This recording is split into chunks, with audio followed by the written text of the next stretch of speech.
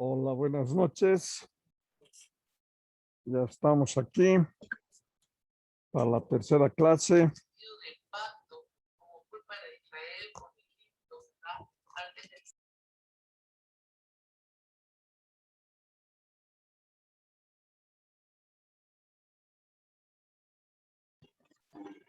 Buenas noches, profesor. Buenas noches, compañeros.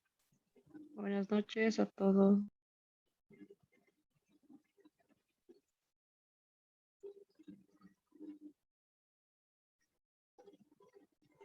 Buenas noches, profesor. Buenas noches, compañeros. Hola, buenas noches.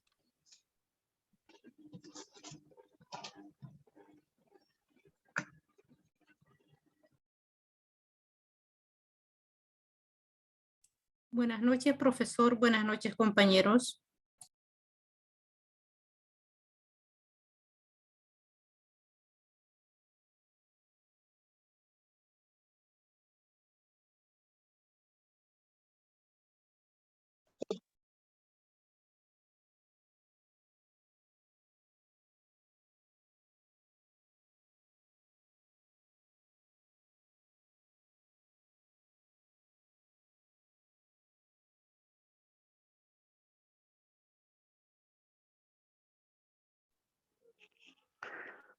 Buenas noches, profesor. Buenas noches, compañeros. Buenas noches, Ponciano.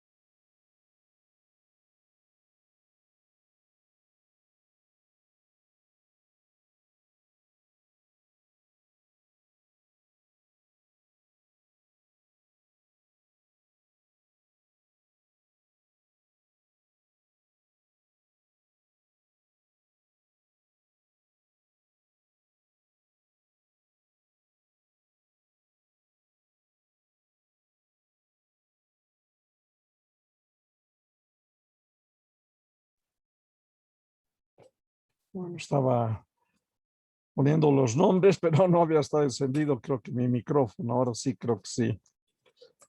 Estoy viendo que está CC, Claudia Jadwe, María Cristina Figueroa, Zoli Condori, ya, Yolanda Flores, ya,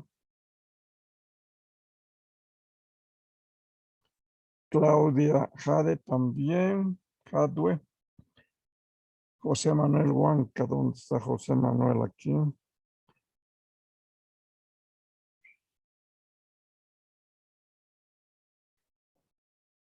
Ya, José Manuel, María Cristina Figueroa,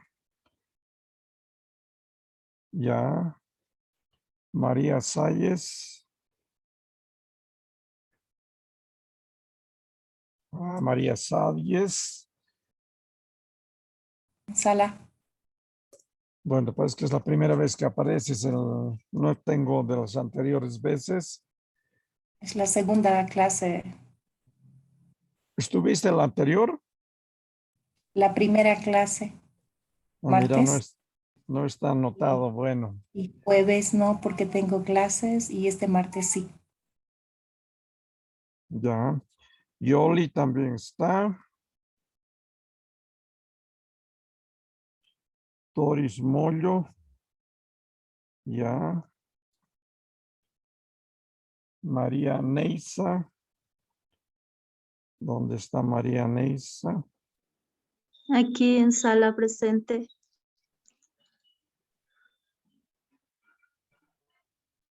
Un ratito, María. Se ha movido mi listado. ¿Dónde estás, María? No te encuentro ahora. María Neisa Cruz, ¿no? Ari Taipi. Un ratito, ¿dónde estás en mi lista?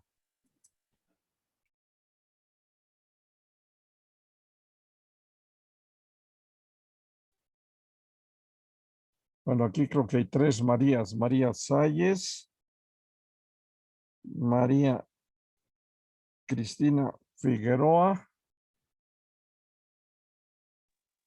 y María Salles. No te tengo, María Salles, no sé dónde andas. Aquí está, ya te encontré. María Salles. Yoli ya está. Doris Mollo también está. Ponciano Arancibia. Ya. Presente, profe. No, se va moviendo. Víctor Yanela. Victoria Yanela. Presente, Ya. profesor. Estoy acá. Presente. Ya. 2, 4, 6, 8, 10, 12, 13 estarían presentes. Más Román, 14, estamos bien. Buenas noches, profesor. Les habla Rolly Condori. No estaba atento cuando me llamó. Rolly Condori, sí, ya estás marcado en la lista. Muchas gracias. CC también, profesor.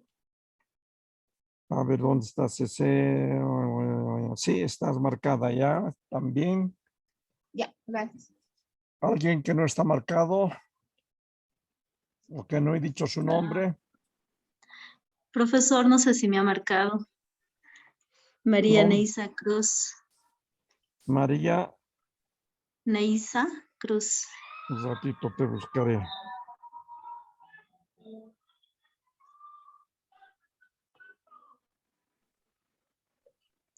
¿Dónde estás, María Neisa Cruz?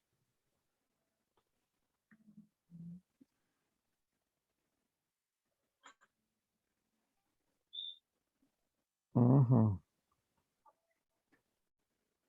¿Has participado en las anteriores reuniones? No. Doctor, digo, profesor, Sí. en el primer módulo, sí, después en el módulo de ustedes, la primera vez, Ya, con por razón, cuestiones, sí. ya por eso no estás en mi lista. María Neisa Cruz Vargas. Neisa Cruz, esa es la primera que apareces aquí ya. ¿Alguien más? Hola, Sí. Alex Flores, buenas noches. ¿Dónde estás, Alex Flores? Un ratito. ¿También es primera vez que estás participando conmigo? Sí, recién estoy entrando. Ya, ¿tu nombre completo? Alex Flores Martínez. Alex Flores Martínez. ya. Sí, es la primera charla conmigo, ¿no? Primera presentación. Ya, ¿alguien más?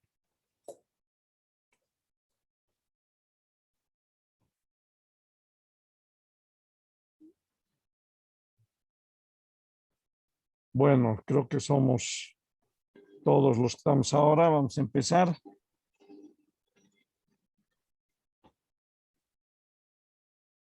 Ok.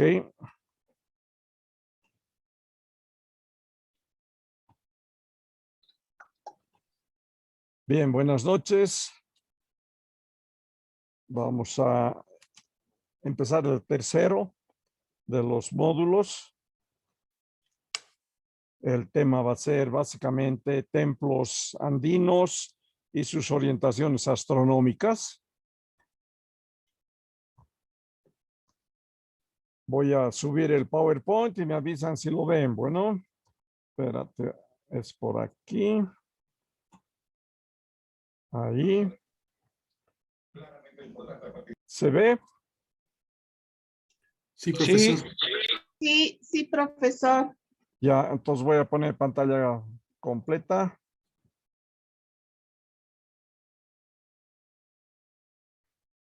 Ahora sí. Bien, vamos Sí. a empezar. Vamos a entrar a la tercera sesión. Estamos en módulo 2 de arqueoastronomía. Recordarles un poquito que mi nombre es Manuel de la Torre, soy especialista en arqueoastronomía y titulado en astronomía, soy astrónomo. Pertenezco a este grupo de la Yatichawi, de la Casa del Saber, donde entre varios colegas de diferentes disciplinas estamos en la investigación y el rescate de los conocimientos ancestrales andinos, especialmente de Tiwanaku. Ahí tenemos un cuadro cronológico de la cultura de Bolivia. El cuadro fue hecho por el arquitecto Escalante. En la parte superior está el cuadro cronológico de la cultura en Bolivia. Debajo de él está el cuadro de América, de las culturas americanas. Y en la última columna de abajo están las otras culturas del mundo. Más o menos tomando en cuenta las mismas épocas, ¿no? Arriba podemos ver que empieza como 2000 años atrás, 10.000 años atrás, antes de nuestra era. Sería el precerámico, las primeras culturas que tenemos en Bolivia y en Vizcachani. Voy a conectar un ratito aquí. Ya empiezo las 8 en punto. ¿Alguien está hablando? Perdón. Van a cerrar sus micrófonos, por favor.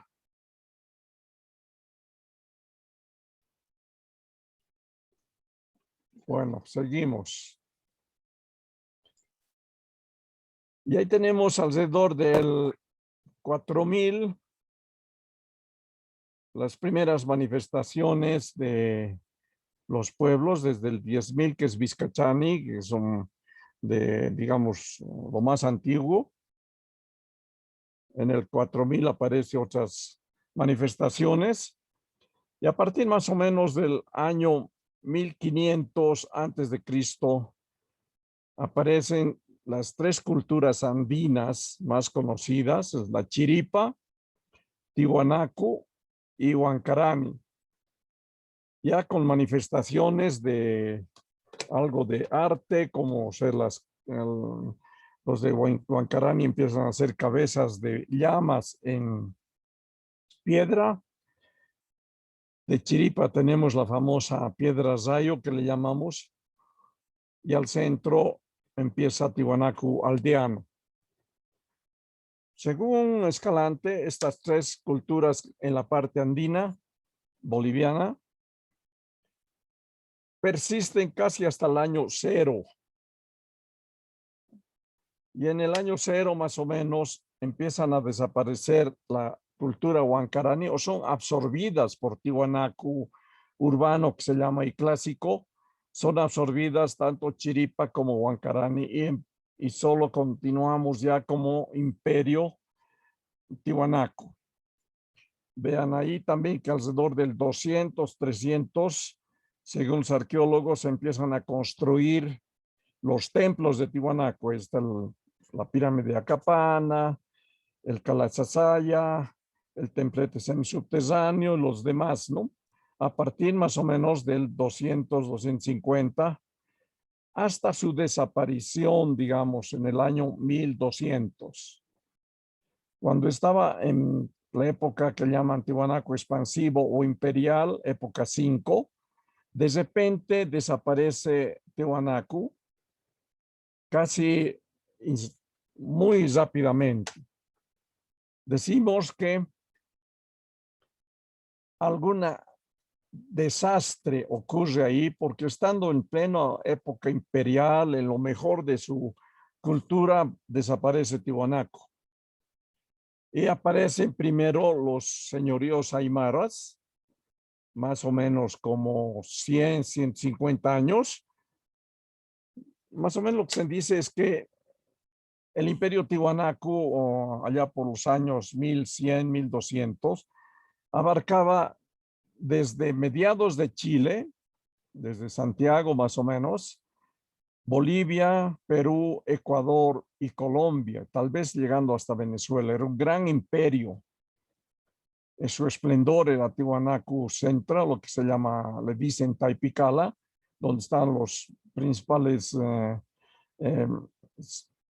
templos muy magníficos hechos de piedra. Y en ese 1200 y pocos años va a colapsar y todo ese imperio que había se empieza a disgregar en lo que se llama los señoríos. O sea, era un imperio que aglutinaba muchas culturas, más de 30 culturas o pueblos. Y después de su desaparición de Tiwanaku Central, cada pueblo empieza a manejarse a su manera, es lo que se llaman los señoríos, por lo menos 100 años, hasta que aparece el imperio Inca y los vuelve a absorber, y el imperio Inca vuelve a restituir todo ese territorio que antiguamente era de Tiwanaku, más o menos desde la mitad de Chile hasta Colombia. El centro en la cultura Tiwanaku era justamente Tiwanaku, el Taipicala, y cuando ya viene el imperio Inca, el centro principal era el Cusco, y desde ahí gobernaban con ciertas diferencias. Se dice que en el imperio Tiwanaku no habían, digamos, adhesiones por avasallamiento o por guerra, sino eran concertadas. En cambio, en el imperio Inca se dice que ellos invadían ya los pueblos y los adherían a su imperio, ¿no? O sea, ya con guerras, tal vez hasta con esclavos, no sabemos bien clarito eso, pero sí se dice que así crece en pocos años el imperio Inca. El imperio Inca se queda muy poco tiempo. Ahí podemos ver desde el 1400 más o menos, un poquito antes del 1400 hasta el 1500 y tantos, que es cuando aparecen los colonizadores españoles, ¿no? Estamos hablando no más de 200 años que los incas están gobernando y hacen ese su enorme, podemos decir, imperio sobre la base de lo que fue el imperio Tiwanaku, ¿no? Después ya viene la colonia y después la república, y hoy en día ya es el plurinacional, ¿no es cierto? La parte inferior pueden ver lo que pasaba en América y en la parte más baja lo que pasaba en el resto del mundo, qué culturas habían más o menos para ver la similitud entre los tres estados, Tiwanaku, América y el mundo, donde aparece Nazca, más o menos si ven en el del medio, Nazca aparece igual casi como la época imperial de Tiwanaku. Ahí están los dibujos de Nazca y así podemos ver muchas de las otras culturas que han ido apareciendo y desapareciendo en las épocas, ¿no? Por tanto, para nosotros es la parte de arriba, donde está todo lo que llamaríamos la cultura Tiwanaku, el imperio de Tiwanaku, con sus ramales después en más o menos al 1200, lo que se llaman los señoríos, después la aparición de Inca, la aparición de la colonia que nos absorbe todo, y después cuando empezamos ya la época de las gestas libertarias, empieza a aparecer la República de Bolivia. Hasta que hoy estamos como Estado plurinacional, ¿no? Es importante que veamos esto un poco para saber dónde estamos parados o cuál es nuestro concepto, nuestro contexto. Recordar otra vez los niveles del mundo andino, de la cosmovisión andina, el mundo de arriba, Alajpacha, el mundo donde vivimos, Acapacha, y el mundo de abajo, el Mancapacha. Ahí se desarrolla toda nuestra cosmovisión. En el Alajpacha, con el sol, la luna, las constelaciones, y como hemos dicho, algunos fenómenos meteorológicos, ¿no? Como por ejemplo el rayo, la granizada, la nevada, las heladas. Eso también viene de la Alajpacha y estaba ahí arriba mezclado. Hoy sabemos que son fenómenos meteorológicos. Donde vivimos, en la Capacha, primero está ahí el Taipi, al centro, los templos de Tiwanaku. Su primer horizonte fueron las montañas cercanas, toda la parte de la cordillera. Y después, cuando va expandiéndose el imperio, ya traspasamos las primeras serie de las montañas de la cordillera. Hacia un lado encontramos la segunda parte de la cordillera, el mar. Al otro lado encontraremos ya la Amazonía. Al sur encontraremos ya Uyuni, todo lo que es los salares y más abajo, ¿no? Así se expandió la cultura de Tiwanaku. Y finalmente en la parte inferior está el Mancapacha, donde está la Pachamama y una serie de animales que viven en cuevas, como el puma, las arañas, las apazancas que llamamos la arañita roja, están las viboritas y todo eso. Eso es la parte de nuestra cosmovisión. Otro dibujo en el centro el lago Titicaca, importante para la primera etapa de Tiwanaku. Y también las constelaciones oscuras que hemos hablado.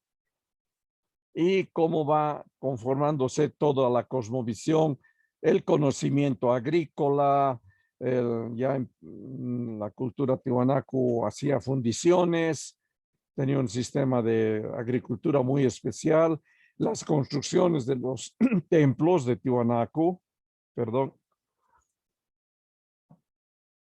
armándose toda una cosmovisión muy interesante, muchos conocimientos científicos en muchas áreas, en tejidos, en cerámica, el uso de la piedra para tallar, en astronomía, en agricultura. Entonces ahí tenemos toda una cosmovisión muy grande, que se dice que después de la desaparición de Tiwanaku, los incas absorben la mayor cantidad de ese conocimiento y lo siguen utilizando, ¿no? Es algo parecido a lo que pasa en Europa cuando aparece el imperio griego. Entonces ahí también se desarrolla toda una sabiduría y después desaparece Grecia y aparece Roma. Igual los romanos se nutren de todo el conocimiento griego y siguen utilizándolo, ¿no? Es algo similar. Vamos a hablar un poquito de los aspectos astronómicos de Tiwanaku. Ahí está Tiwanaku en la actualidad. Eso que parece un cerro es la pirámide de Acapana. No se ha podido hasta ahora reconstruirla porque toda la piedra que se usaba aquí fue llevada, especialmente la pirámide fue desmantelada en muchos años, desde la colonia hasta que no hace más de 30, 40 años ya se protege Tiwanaku para que no siga la depredación, pero ya se llevaron la 90% de la piedra de Tiwanaku, tanto a los pueblos cercanos como a las ciudades, como La Paz. Las iglesias en La Paz son la mayoría hechas con piedra de Tiwanaku. Los pueblos de Tiwanaku, Desaguadero, Huaki, sus templos son hechos con piedra de Tiwanaku.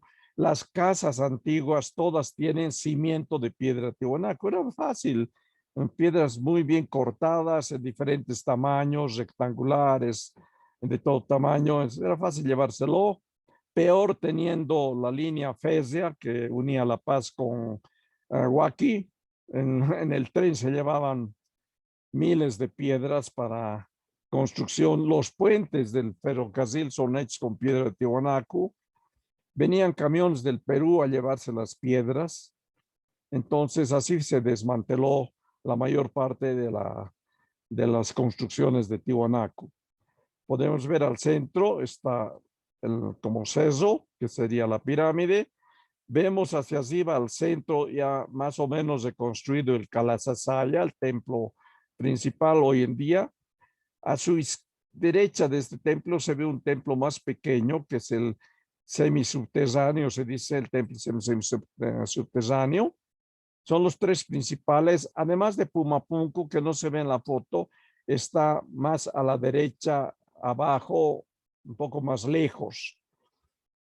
Se ve otras excavaciones que son de otros templos que no se han terminado de excavar ni de reconstruir. Ese es el estado actual de Tiwanaku. Ya quisiéramos verlo así. Esta es una propuesta del arquitecto Escalante, arqueólogo, director por muchos años del Instituto de Arqueología de Bolivia. Ahí estaría la pirámide, debería estar así reconstruida con 7 niveles, una especie de plaza central, que inclusive se dice que era de agua, donde se podía ver como en un espejo de agua el reflejo de las estrellas. Al centro tenemos el templo del Kalasasaya. Kala es piedra, sasayas paradas, quiere decir que es el templo de las piedras paradas. Todo alrededor, vean, del templo tiene unas enormes piedras de más de 2 metros, 3 metros de altura. Esas son las Kalasasayas. El ingreso al templo del Kalasasaya es por el este. Ahí está la puerta principal. Al centro, según Escalante, al centro, un poco hacia atrás, estaría una construcción donde la pieza principal sería la Puerta del Sol. Ese sería el recinto de hacer las ceremonias en los equinoccios y solsticios. Y más atrás es lo que se llama como una balconera. Fíjense, no es cerrado como la pared este, estamos hablando ya del oeste. Tiene como un balcón con 11 piedras enormes, donde también se marca los solsticios, equinoccios y los meses. Delante del Kalasasaya tenemos el templete subterráneo, que es un templo que baja como 3 metros de la superficie. Estos 3 templos, por eso he puesto las fotos a los dibujos anteriores, representan los 3 niveles. La pirámide es para subir hacia la Lajpacha. Ahí se hacían las ceremonias dedicadas al mundo de arriba, a la Lajpacha, a las constelaciones, observación del movimiento del sol, la luna, las estrellas. El templo del Kalasasaya es para el mundo de aquí, el Acapacha. Hasta el día de hoy, ahí se hacen las ceremonias de los solsticios, de los equinoccios y ceremonias dedicadas a nosotros, a los que vivimos en esta superficie. Y el templete semisubterráneo es el templo para el mundo de abajo, por eso de la superficie está hundido como 3 metros. Eso es el templo para el Mancapacha, donde mora la Pachamama, donde también se dice que se van a dormir las almas de aquellas personas que ya han muerto, se bajan ahí a descansar hasta un regreso posterior en otra vida, ¿no? Entonces estos 3 templos representarían eso. Al centro, arriba, se ve el 4.º templo, que es el Pumapunku. Puma es el animal, el puma. Punku es puerta, la puerta del puma. Entonces ese es un templo también muy lindo. Tampoco está bien desenterrado, falta todavía de construir ese templo, pero es famoso por el tallado de sus piedras. National Geographic, ellos han hecho una serie de videos tratando de explicar por qué en este templo hay piedras tan finamente talladas.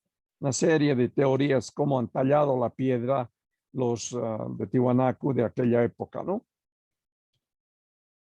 Ahí está el Kalasasaya. y en línea blanca desde el punto central azul se marca cómo la pared este, la que está más al frente nuestra, es del tamaño de los ángulos intersolisticial. Viendo hacia la derecha, al medio más o menos, dice Año Nuevo. Esa es la del equinoccio del solsticio de invierno, 21 de junio, cuando decimos termina un ciclo, se inicia otro ciclo, y hoy día llamamos Año Nuevo. Otra línea va sobre lo que sería el templet subterráneo, son los equinoccios. Allí pasa por la puerta principal desde Templo Kalasasaya. Los equinoccios marcan justamente esa puerta. Y el medio año, que está al otro extremo hacia la izquierda, es el solsticio de verano, el 21 de diciembre. Este templo ha sido construido así astronómicamente.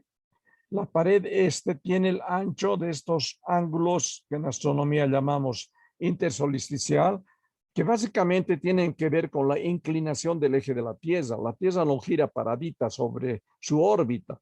Tiene una inclinación de 16 grados 32 minutos. Perdón, esa inclinación hace que tengamos las estaciones, ¿no? Perdón, la inclinación es 23 grados 27 minutos. Esa es la inclinación del eje de la Tierra. Entonces, el ángulo entre el Año Nuevo y el equinoccio es justamente 23 grados 27 minutos. Y del equinoccio también hacia el otro lado, hacia el medio año, que es el otro solsticio, también es de 23 grados 27 minutos. Lo que hace que la suma de los dos serían como 47 grados. Ese ancho tiene esa pared de 47 grados aproximadamente. Es un gran calendario solar. Hasta el día de hoy funciona. Ahí vemos desde el centro del Kalasasaya, la pared este. Y podemos ver que el 21 de junio, solsticio de invierno, sale por la esquina izquierda.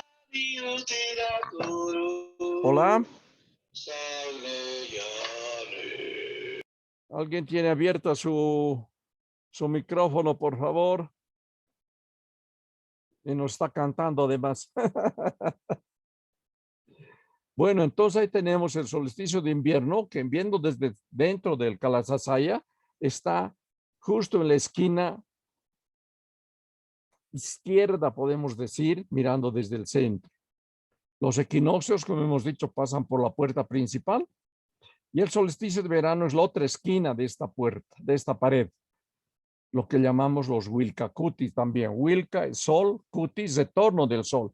Pareciera que el sol en junio se está yendo hacia el norte y el 21 se para como 3 días y retorna. Y eso llamamos Wilka Kuti.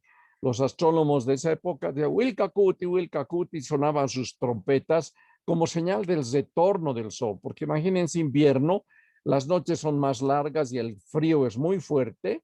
Tenían miedo que se vaya el Tata Inti por algún motivo y nos deje en la oscuridad y nos morimos de frío. Pero al tercer día el sol retorna hacia el sur y eso era la fiesta del Wilka Kuti.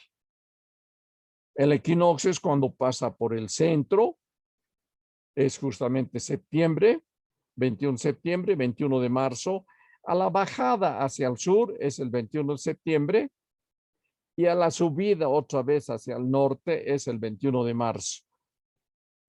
En la otra esquina de la derecha es el Wilka Kuti del solsticio de verano, medio año andino. Y también parecía que se paraba el sol ahí en pleno verano, aquí es época de lluvias, y se tornaba, es el otro Wilka Kuti. Recordemos que los pueblos ancestrales, no solo aquí, de todo el mundo, creían que el centro era la tierra y el sol también se movía, como está en el dibujo inferior. Ahí vemos al sol moviéndose, porque pareciera desde una tierra plana, vemos que el sol cada mañana sale por diferentes lugares, haciendo un ciclo desde el 21 de junio al 21 de diciembre y retorna el ciclo, ¿no? Entonces lo que llamamos el año además. Por eso decimos año nuevo, el 21 de junio, y el retorno al mismo 21 de junio sería un ciclo o un nuevo año. Ahí tienen otra vez el dibujo a la izquierda de los ángulos intersolsticiales, y a la derecha está una fotografía que saqué un 21 de marzo, como hasta el día de hoy en el equinoccio el sol sale exactamente por la puerta principal. Ahí está la foto, por la puerta principal del este, el sol está naciendo, marcando el equinoccio de otoño, y también marca el equinoccio de primavera. En el Kalasasaya tenemos una serie de monolitos. Aquí vemos a la izquierda lo que se le llama el monolito fraile. Es un extraño monolito que tiene de dos colores de piedra, fíjense, uno más claro y otro más oscuro. Los sacerdotes Tiwanaku se conocen porque en el pecho llevan en una mano un keru, que es para tomar, es un vaso, y en la otra mano llevan una tableta plana con unas cucharillitas que eran para hacer ciertas absorciones de polvo para entrar a otros niveles, se dice, ¿no? Esos son los sacerdotes. En el otro monolito que llamamos Ponce, porque el que lo desenterró fue el arqueólogo Ponce San Ginés, ahí se nota mucho más claro. En la mano derecha podemos decir el quero, y en la mano izquierda la tableta con unas cositas que se ven así salidas, que eran como unas cucharillas que usaban para el alucinógeno, que usaban para entrar a otros niveles, ¿no? Esos son los sacerdotes. Hay tres tipos de monolitos diferentes en Tiwanaku, enseguida vamos a ver otros, que básicamente se dicen que son representaciones de los sacerdotes y de los amautas. En esta foto también del Kalasasaya, en el círculo amarillo se ve al centro la Puerta del Sol. Es el lugar que está hoy día. Los arqueólogos y muchos investigadores pensamos que estaba en el centro, en el círculo rojo, donde había una plataforma elevada. Ahí quedan todavía rasgos de que aquí había una gran plataforma elevada, por lo menos 1,5 metros, y encima de esa plataforma estaba la Puerta del Sol, la construcción que dice Escalante, donde se hacían las ceremonias con el sol. Ahí está la Puerta del Sol, rota, siempre se dice que está rota, pero esa iconografía que tiene con el ser central que le llamamos el dios de los báculos, tiene como dos lanzas, dos báculos también le dice. Decimos que es el Huiracocha, el dios supremo que dio origen al ser humano en esta zona, el Huiracocha. A sus lados del Huiracocha hay 3 filas, una superior que son, llamamos chachapumas, parecen hombres alados, pero con careta de puma. En la línea del medio son chachacóndores, igual hombres alados, pero se ve claramente la cabeza de un cóndor con su pico. Y la tercera fila es otra vez otro grupo de chachapumas. Debajo de estas 3 líneas hay una línea cuarta que llamamos de soles. Y el principal arqueólogo que trabajó allá, Poznański, él dice que en esta línea está un calendario solar. Lo vamos a tratar de ver más adelante. Eso es lo más importante.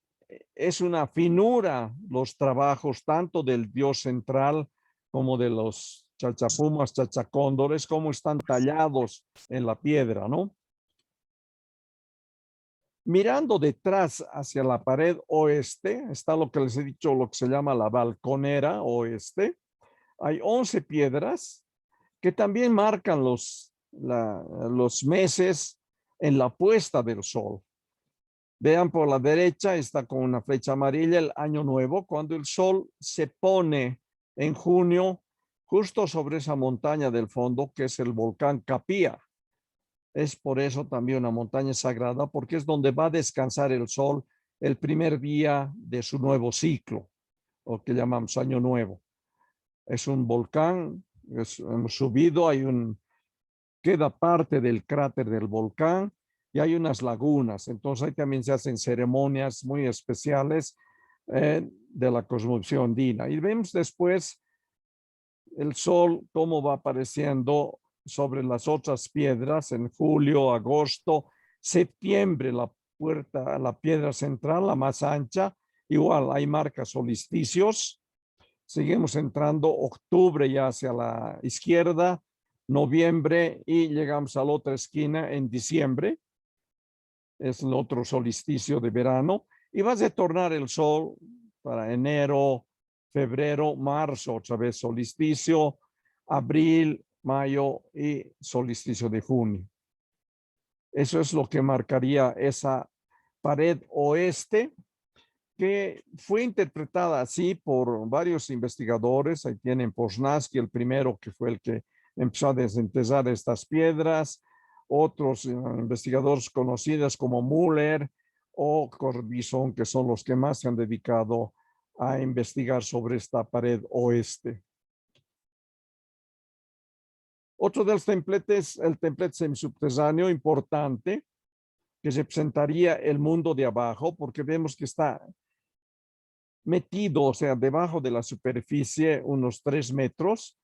Ahí hay 3 monolitos ahora, y junto con el gran monolito de 8 metros, que es el monolito Bennett, los 4 fueron encontrados aquí, echados, enterrados. Pareciera que ellos los han enterrado para evitar que se destruya este templete. Por eso estaban los 4 en línea, echados. Cuando los arqueólogos, entre Poznański y otros arqueólogos alemanes que fueron los que descubrieron este templete, encontraron así echados. Ahí vean la foto de la izquierda, es cuando empezaron a desenterrar el templete semisubterráneo, había las piedras paradas y en las paredes las famosas cabezas clava que se dice, una serie de más de 40 cabezas, todas diferentes. No faltó un arqueólogo que dice, parece que aquí están todas las razas humanas, porque puedes ver gente con nariz aguileña en estas cabezas, otras tipo negroide, con quijada cuadrada y una serie de diferencias entre las cabezas. Por ahí una teoría habla de que están todas las razas humanas. No sé si será cierto, pero esa es la reconstrucción actual que ustedes pueden ver a la derecha. Así está el templo ese del semisubterráneo con sus cabezas y al centro los 3 monolitos. Ahí están. Vean los 3 monolitos. El ingreso a este templo es por el sur. Lo que vemos al frente de la escalinata es lo que debería ser la pirámide, que todavía es un cerro, ¿no? Falta de construir. Y aquí está el ingreso. He comentado algún rato de que el ingreso es básicamente 7 escalones, lo que se tiene ahí, ¿no es cierto? Entonces ahí podemos ver la pirámide al fondo, que no está reconstruida, y aquí adelante está el templete semisubterráneo. Vamos a seguir hablando.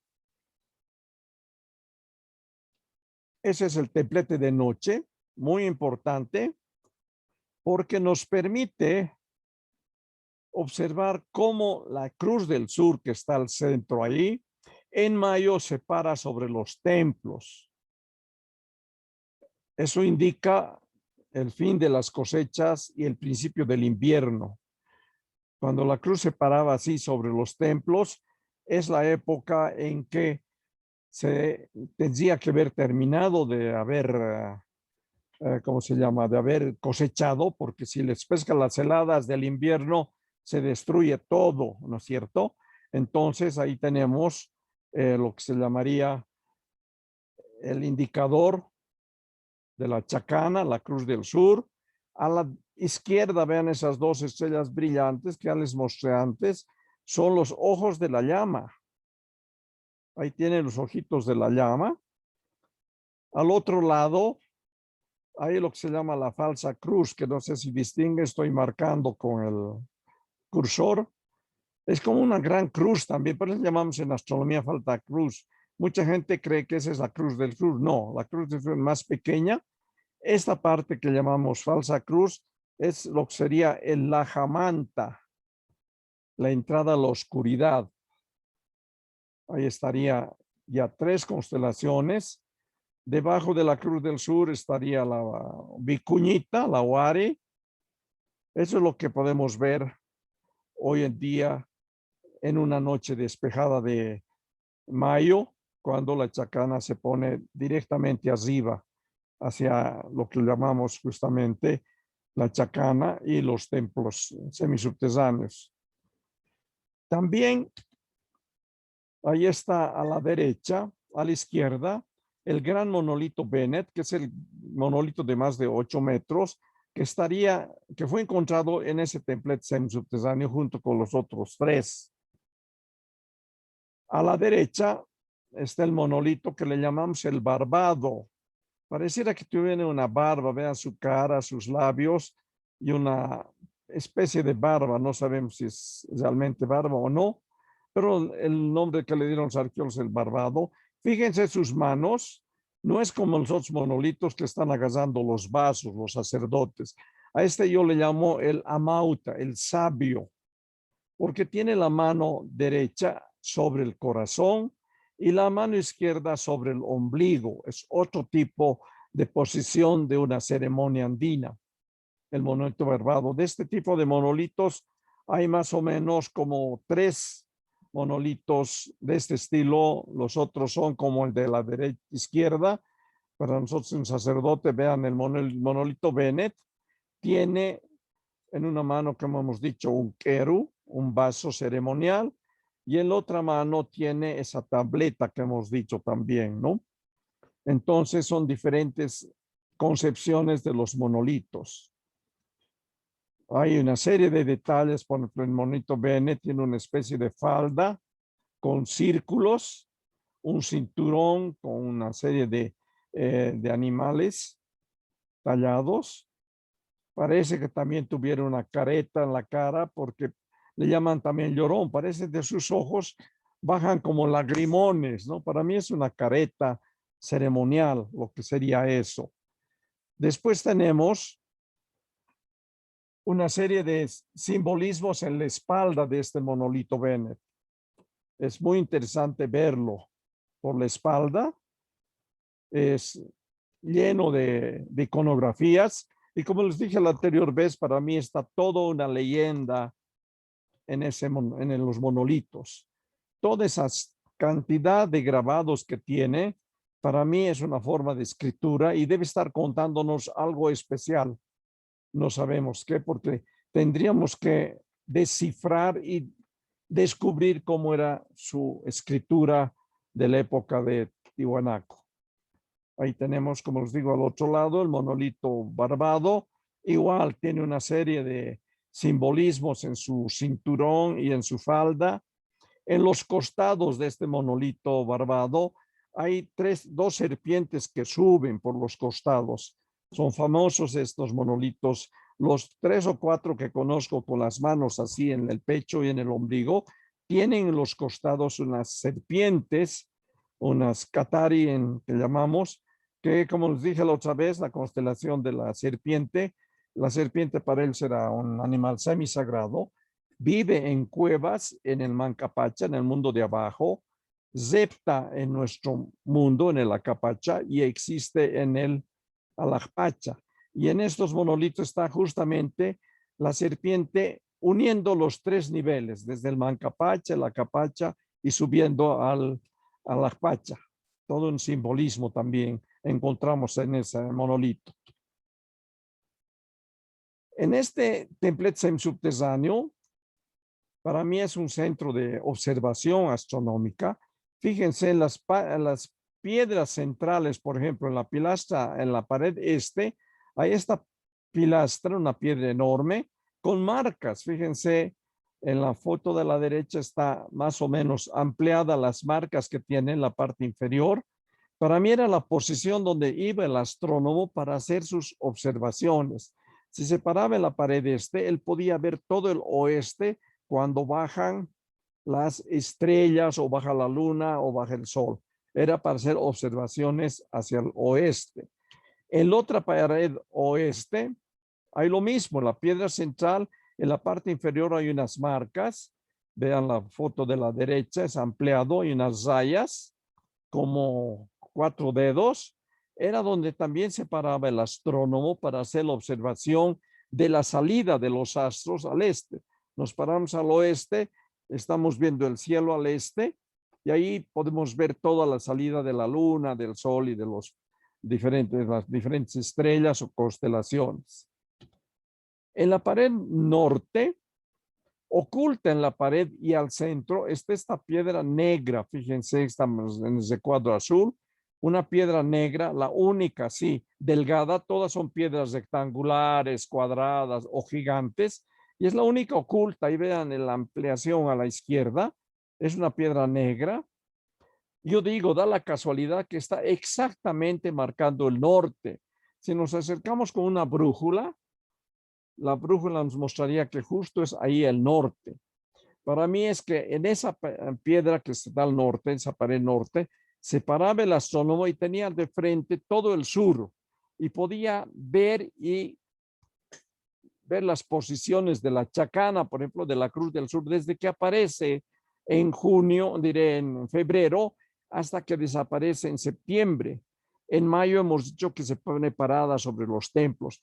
Desde febrero hasta septiembre era una época especial para ellos de observación del recorrido de la Cruz del Sur, de la chacana, ahí están los ojos de la llama, está la chacana, los ojos de la llama, el Lajamanta y otra serie de constelaciones que están en esa parte del cielo del sur.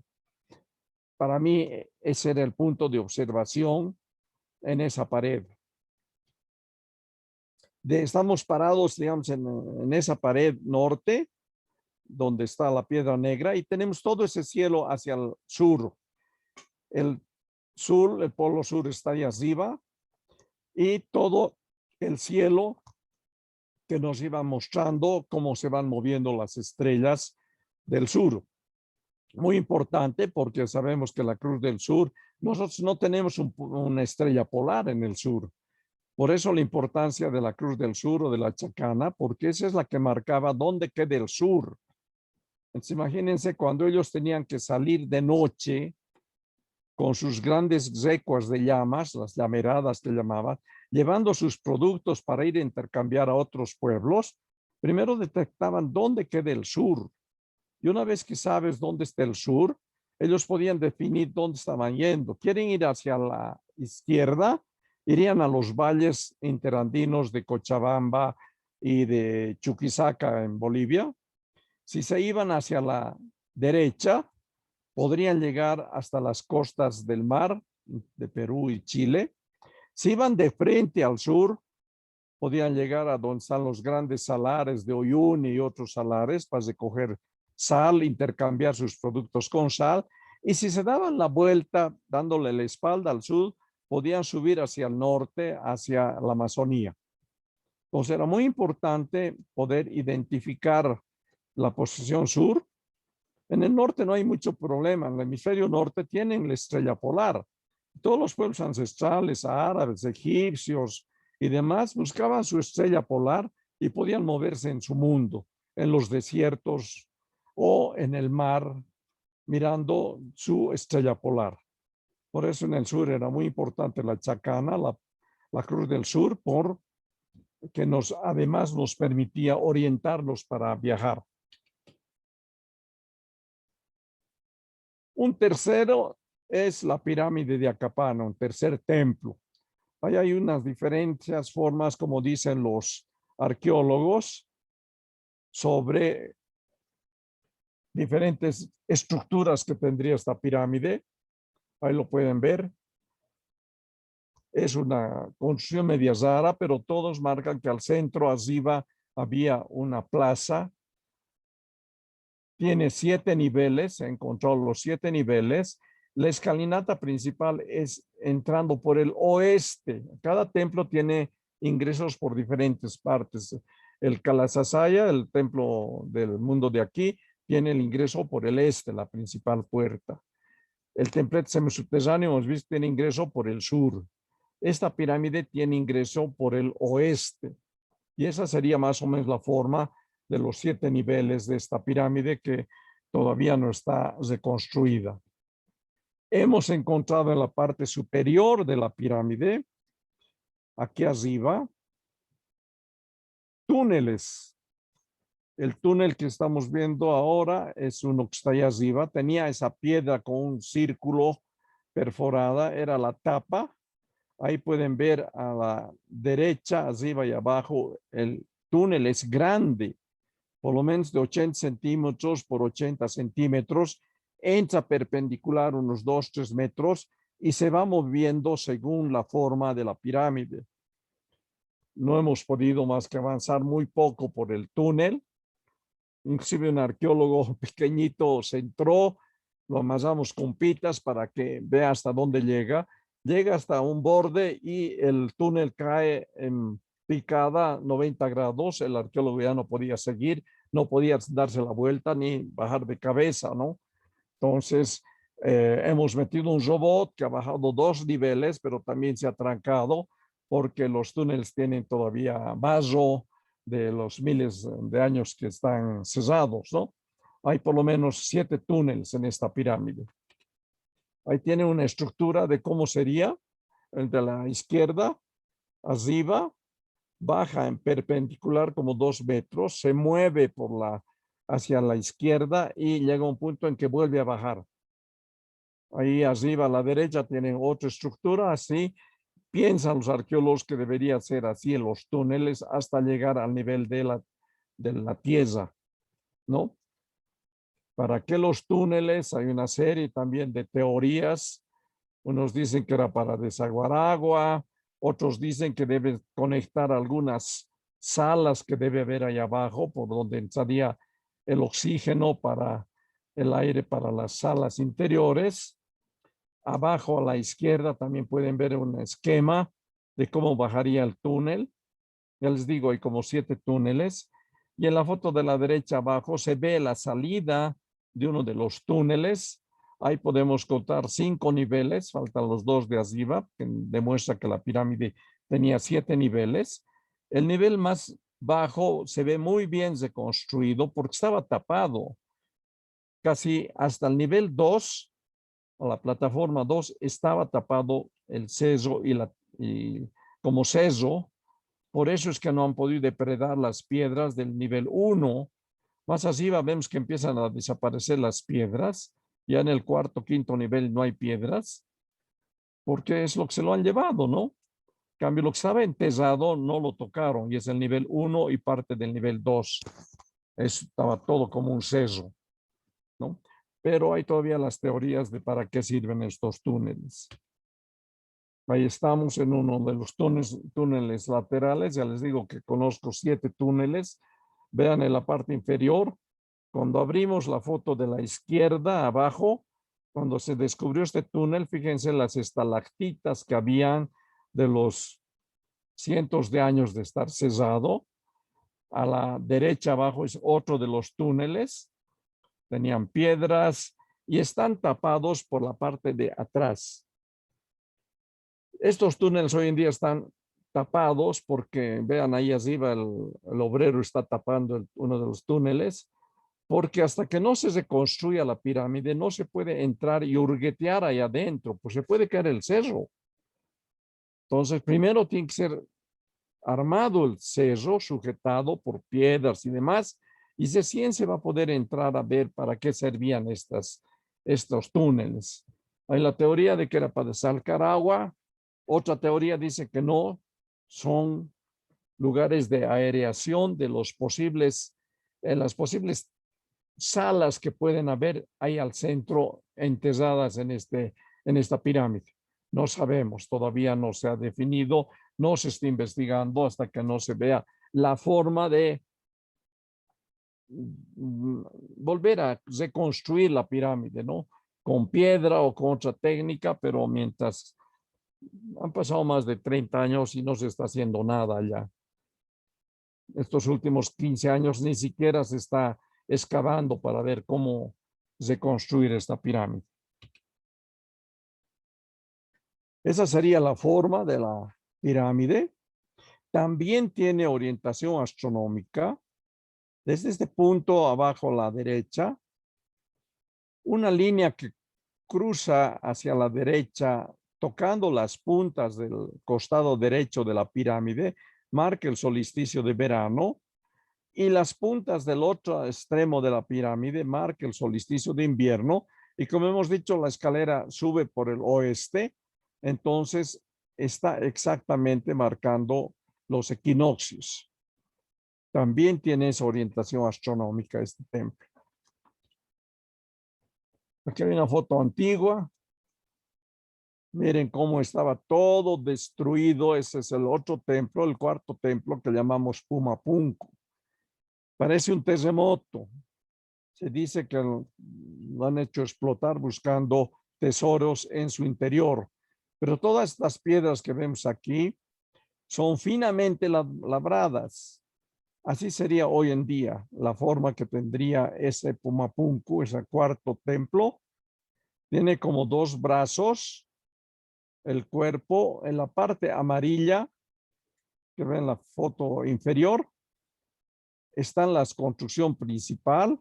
Sería esa construcción de 3 puertas. Vean arriba, en el dibujo de arriba, hay como 4 puertas parecidas a la Puerta del Sol, no tan finamente labradas, pero están rotas alrededor. Así debería ser. Ahí tienen ese bloque grande de las piedras y las 3 puertas encima, que para mí también marcaban equinoccios y solsticios, viendo desde el centro. Si ponemos esta anterior, aquí, de esta plaza central, veríamos hacia esa parte amarilla donde estarían las puertas. Aquí en la de arriba igual, desde la plaza central, viendo las puertas, darían a los equinoccios o solsticios. Yo digo que estas 3 puertas están ahí rotas, pero las tienen ahí como testigos. Otros decían, son 4 puertas, no hemos encontrado la 4ª puerta. Estas 3 están ahí.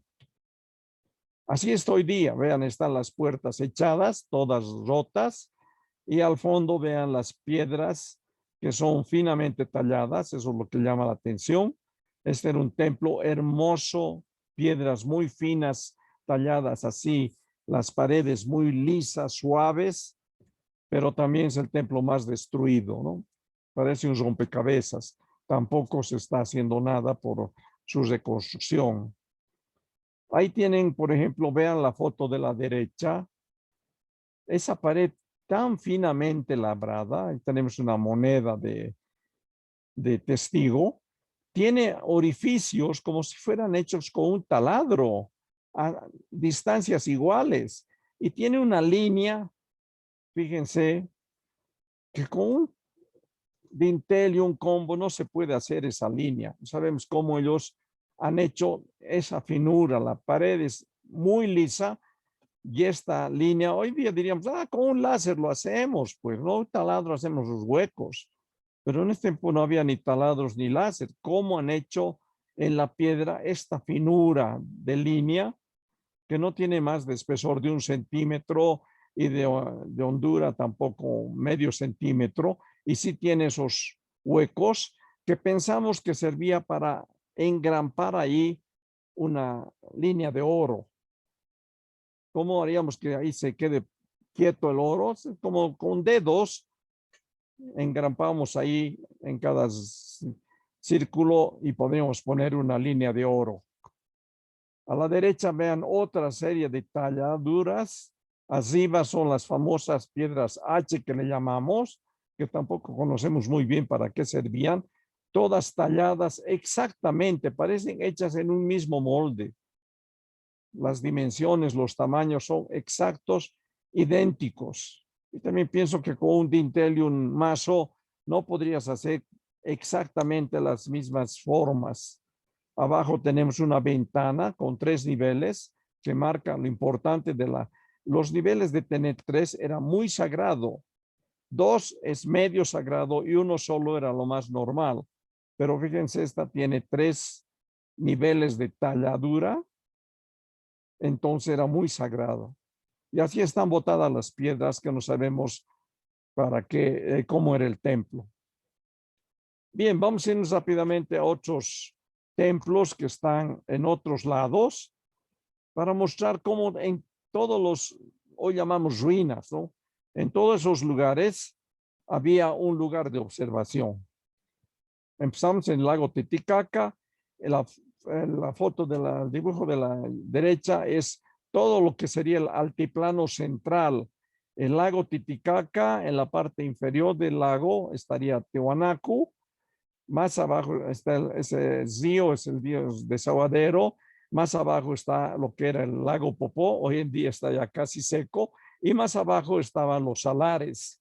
Esto es todo el altiplano central, donde había una serie de construcciones arqueológicas de la época de Tiwanaku. En la parte del lago Titicaca está la población de Copacabana, hoy en día en el lado boliviano. En el lado peruano, la ciudad más importante es Puno. En el lado boliviano, sería la ciudad más grande, Copacabana. Vean 2 cerros, uno a la izquierda y otro a la derecha. Y el de la izquierda, donde está el círculo rojo, y justo de donde está saliendo esa humareda, está lo que llamaban antiguamente, o se le dicen, la horca del Inca. Es unas piedras paradas y un dintel que cruza y unen 2 piedras. Creían y decían en leyendas antiguas de que ahí se los ahorcaba los incas. Mentira, no es ni inca ni es horca, es un gran observatorio muy antiguo. Para mí es el observatorio más antiguo de América. Marca solsticios y equinoccios. Vean otra vez, una piedra larga, grande, parada. A su otro lado, otra piedra menos, un poco más pequeña, pero igual parada. Y al centro, un dintel.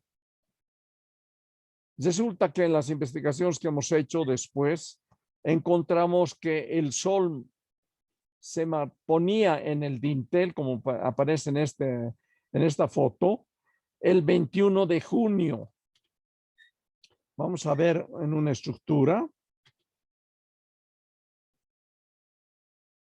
Este es un bosquejo de ese lugar. A la derecha, a la izquierda están las piedras paradas, que llamamos horca del Inca. A la derecha podemos ver en la parte superior hay una piedra que tiene un orificio que, vuelvo a decir, parece, da la casualidad que el sol sale o entra por ese orificio y va a proyectar un haz de luz sobre el dintel. Extrañamente en el solsticio de invierno. Para mí todo esto ha sido calculado. Han calculado dónde hacer el orificio, a qué altura para que caiga exactamente sobre el dintel de la horca el 21 de junio. Lo mismo ahí más abajo vemos otra línea que marca los equinoccios. Igual, por esta zona, ahí a la izquierda, a la derecha abajo, sale el sol, ilumina el dintel en los equinoccios. No hemos encontrado el tercero que debía ser el solsticio de verano. Está destruido. Ahí están las marcas de los solsticios y del equinoccio. Otro, digamos, esquema. Fíjense, la piedra donde está el orificio del solsticio de invierno, las piedras que marcan el equinoccio, y a la izquierda están las piedras con el dintel donde se posan los haces de luz del sol en los equinoccios y en los solsticios, y en el solsticio de invierno. Aquí está la prueba, miren. Esa es la ladera la piedra de la ladera con su orificio por donde va a entrar el sol en el solsticio de invierno. Ahí está la foto, miren. La forma de la piedra es tallada. La piedra era para que tape a las dos piedras paradas y solo ilumine el haz de luz que el 21 de junio cruza por esa piedra. Y ahí está. Fíjense, todo el resto del lago y de la zona ya está iluminada. Vean que la piedra grande hoy en día ya no tapa toda la piedra de la famosa horca, ni tampoco la segunda piedra parada, pero vean el orificio con la luz redonda. Nos da un haz de luz redonda que justamente se posa sobre el dintel. ¿Qué más puede ser? Es un observatorio solar. Hemos tardado años en detectar este observatorio que hoy le llamamos Pachataca. Pacha, tiempo, taca, medidor del tiempo. Así se veía el solsticio de invierno. Aquí están las otras piedras que marcan el equinoccio. Vean la foto de arriba a la derecha. El sol está saliendo, aparece como negro porque ya quema la película o la foto. Y al centro abajo está la horca o el Pachataca.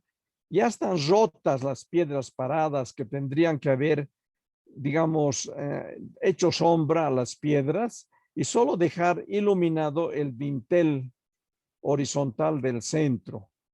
Ya las piedras han sido destruidas para tapar las dos piedras grandes y tener solo, pero hasta el día de hoy, fíjense las sombras, aunque más pequeñas, pero marcan el equinoccio, los dos equinoccios. Ahí tenemos las piedras de lo que se llama la horca del Inca o la foto de la izquierda es en el equinoccio al atardecer, cómo el sol baja perpendicular por medio de las dos piedras y se va a perder al frente del lago en el lado peruano. Yo pienso que allá debe haber una construcción, un templo, marcando dónde el sol se iba a dormir en los equinoccios. En la figura de la derecha, en la foto de la derecha, podemos ver que está tallado toda la parte superior de estas piedras, que hoy solo queda una piedra horizontal. Si hay bajantes, estas tallas, tiene que haber habido más piedras. Tal vez había toda una plataforma aquí donde se hacían las ceremonias. Hoy día solo queda una, que es la que estamos mostrando ahora. Nos vamos a la Isla del Sol. También en la zona de la piedra sagrada, que es al fondo, es la forma de la Isla del Sol. Y al fondo al oeste hay esa como lengua. Ahí era donde se hacían las ceremonias de los equinoccios y los solsticios. Ahí tenemos una plataforma ancha donde se hace la ceremonia. Esa piedra que está, o pequeña montañita que se ve de frente, es lo que le llaman la piedra sagrada. Esa es la que marca para las ceremonias. A la izquierda arriba está un croquis de toda esa zona, donde se marcan también solsticios y equinoccios. Estamos viendo al oeste. El sol se va a poner por esta parte superior de la montaña el 21 de junio.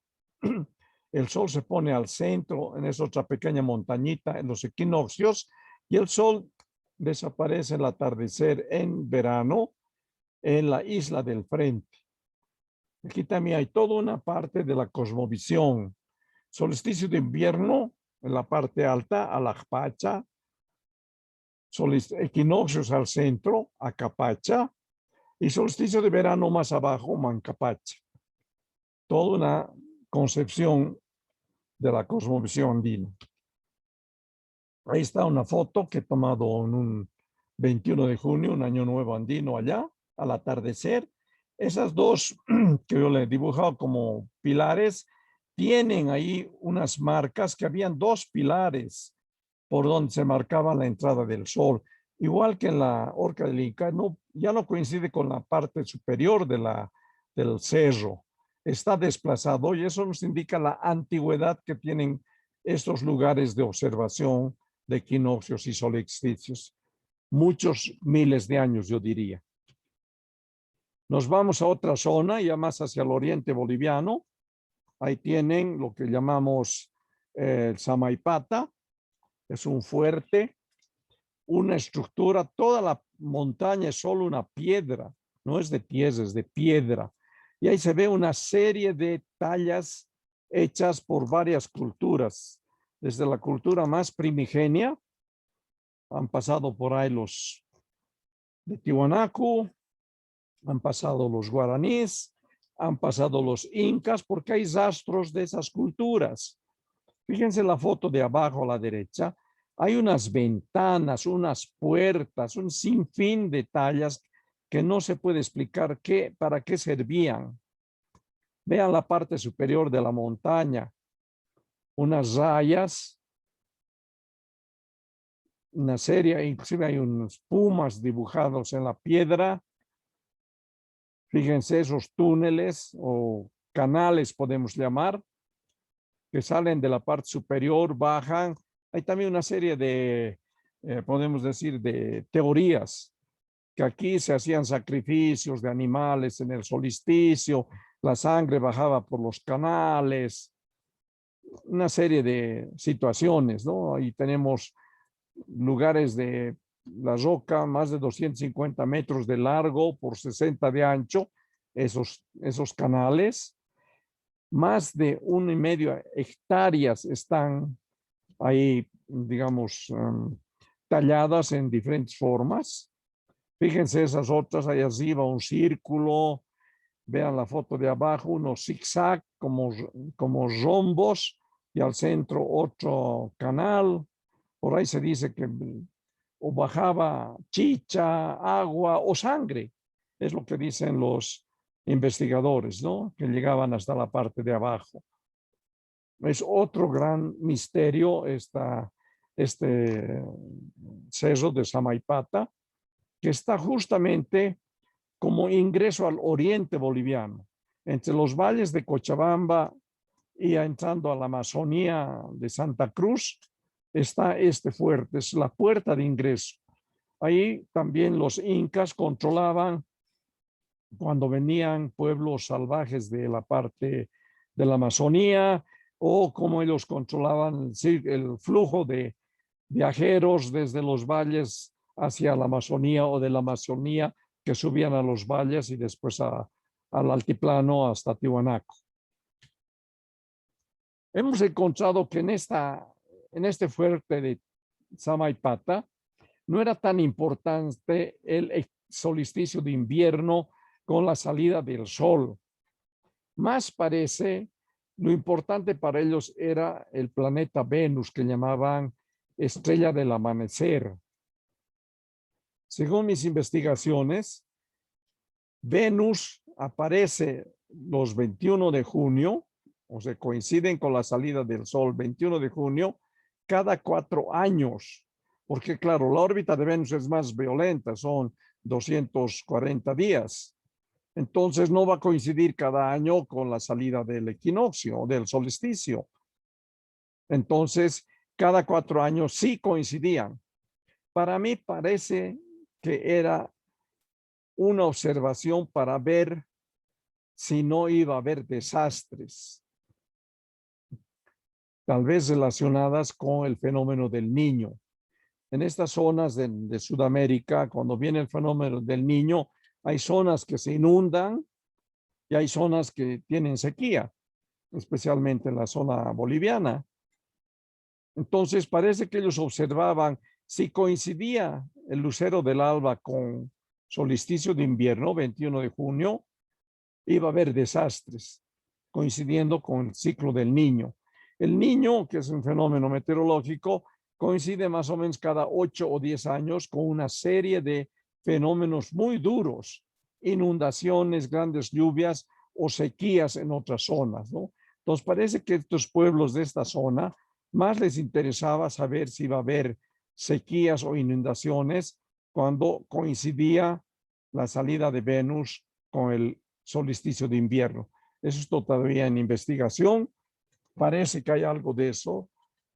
Sabemos que el Niño nos afecta a todo lado, afecta las costas del Perú, afecta a la Amazonía, afecta el altiplano, afecta la zona guaraní, o con grandes inundaciones o con grandes sequías. Entonces, en los pueblos antepasados parece que ya conocían el fenómeno del Niño y estaban controlando para saber cuándo iba a haber desastres y cuándo no.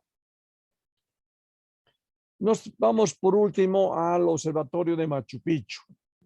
Ahí tienen una foto del Machu Picchu que está en el Perú, una hermosa construcción en la punta de un cerro, muy importante, los siguen investigando hasta ahora todo lo que es Machu Picchu. Vean las construcciones de Machu Picchu, muy bien ya restauradas, solo no le han puesto los techos de paja, pero vean que todas son angulares, todas son con paredes de 90 grados. Solo esa donde está la flecha roja. Es la única construcción semicircular. Y según los arqueólogos le llaman el torreón. Después han descubierto los peruanos de que en este torreón, por donde ven las ventanas, marcan solsticios y equinoccios. Esa es la forma de esa construcción semicircular. Vean, de frente hay una ventana que va al cerro del frente. Marca exactamente el solsticio de invierno. Y a la derecha hay una ventana que marca los equinoccios. Al centro hay una extraña piedra tallada. Así sería la observación del solsticio de invierno en el torreón de Machu Picchu. Vean que está entrando por la derecha el haz de luz. Se posa sobre esta extraña piedra. Tiene una talla muy rara, pero marcando ya el solsticio de invierno. Esa es la ventana que va hacia el este, por donde entra el sol para marcar el solsticio de invierno. Y esa es la extraña talla de la piedra central. Fíjense, tiene un lado muy bien tallado que coincide exactamente, aquí le hemos puesto una plomada, coincide exactamente con la salida del solsticio del 21 de junio. Aquí hacían alguna ceremonia muy rara que no comprendemos, pero esto sí marcaba solsticios.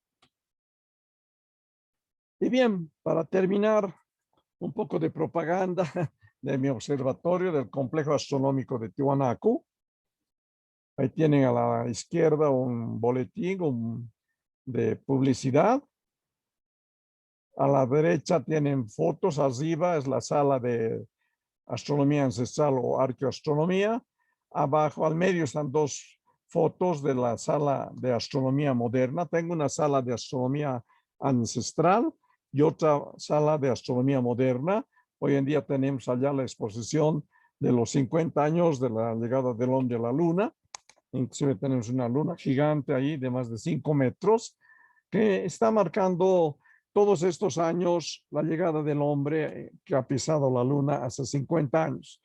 Son como 7 misiones desde 1969 hasta el 72. Cada año han ido 2 misiones a la luna.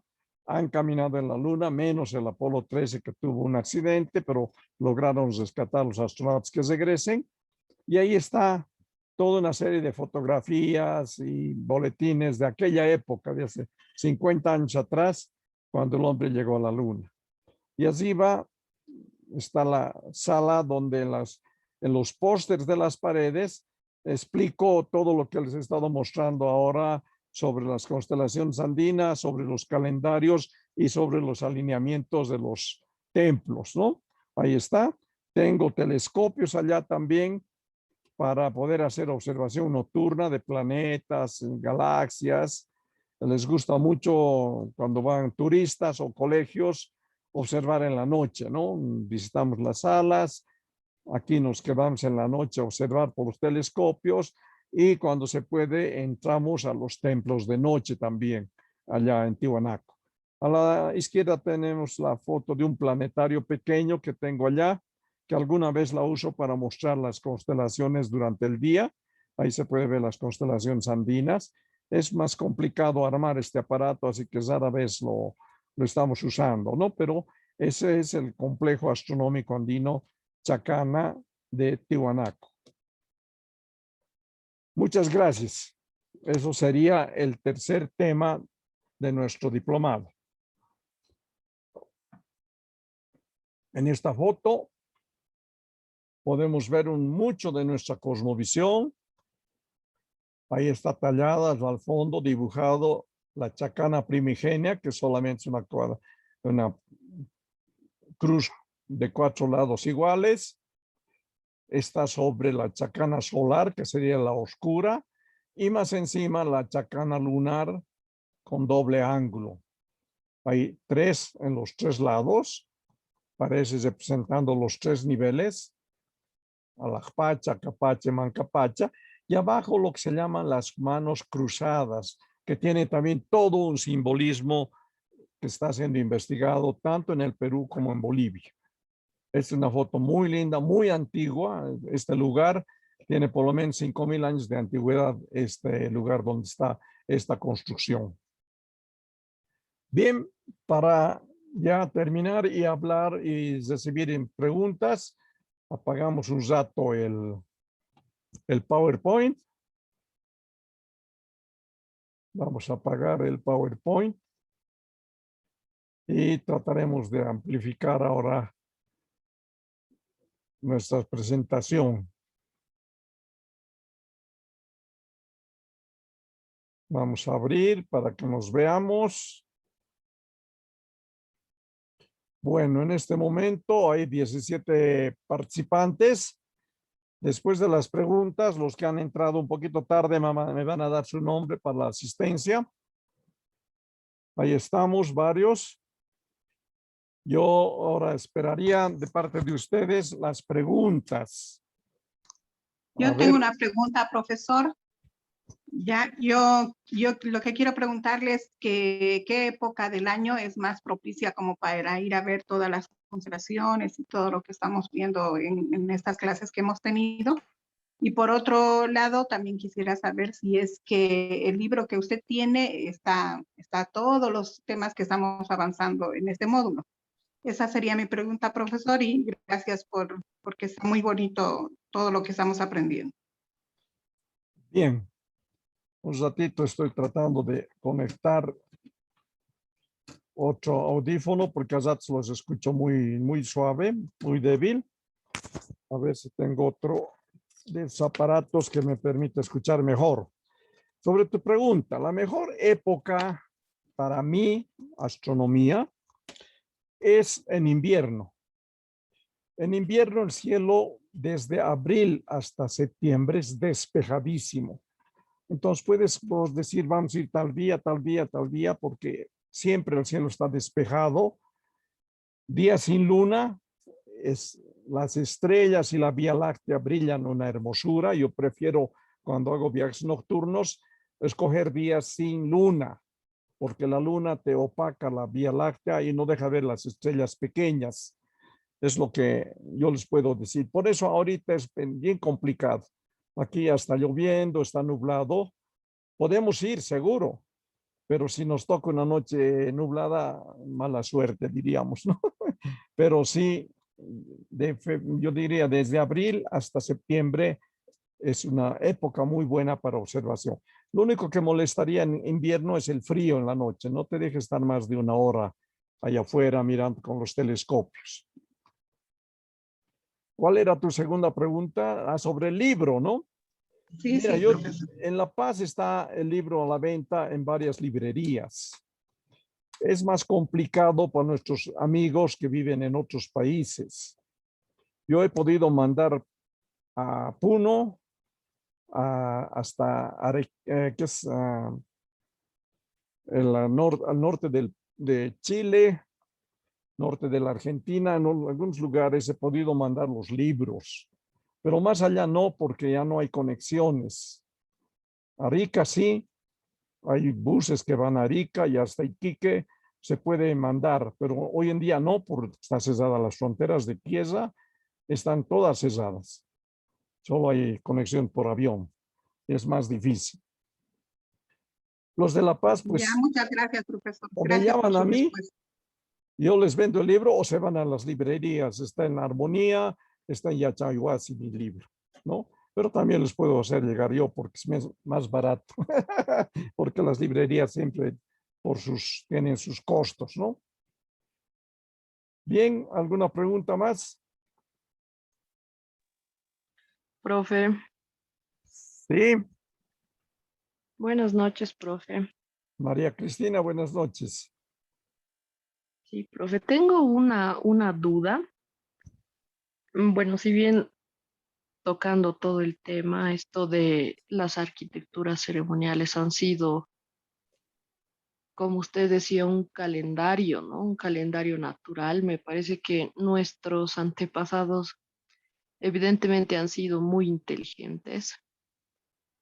Pero yo me pregunto, estas construcciones, si bien sean los monolitos, los templos, ¿cómo lo habrán hecho, profe? Usted que ha estado investigando también, eh, l- ¿cuántas personas lo han hecho? ¿Cómo es que ha sucedido esto en ese tiempo? ¿Cómo cree usted que haya pasado esto, profe?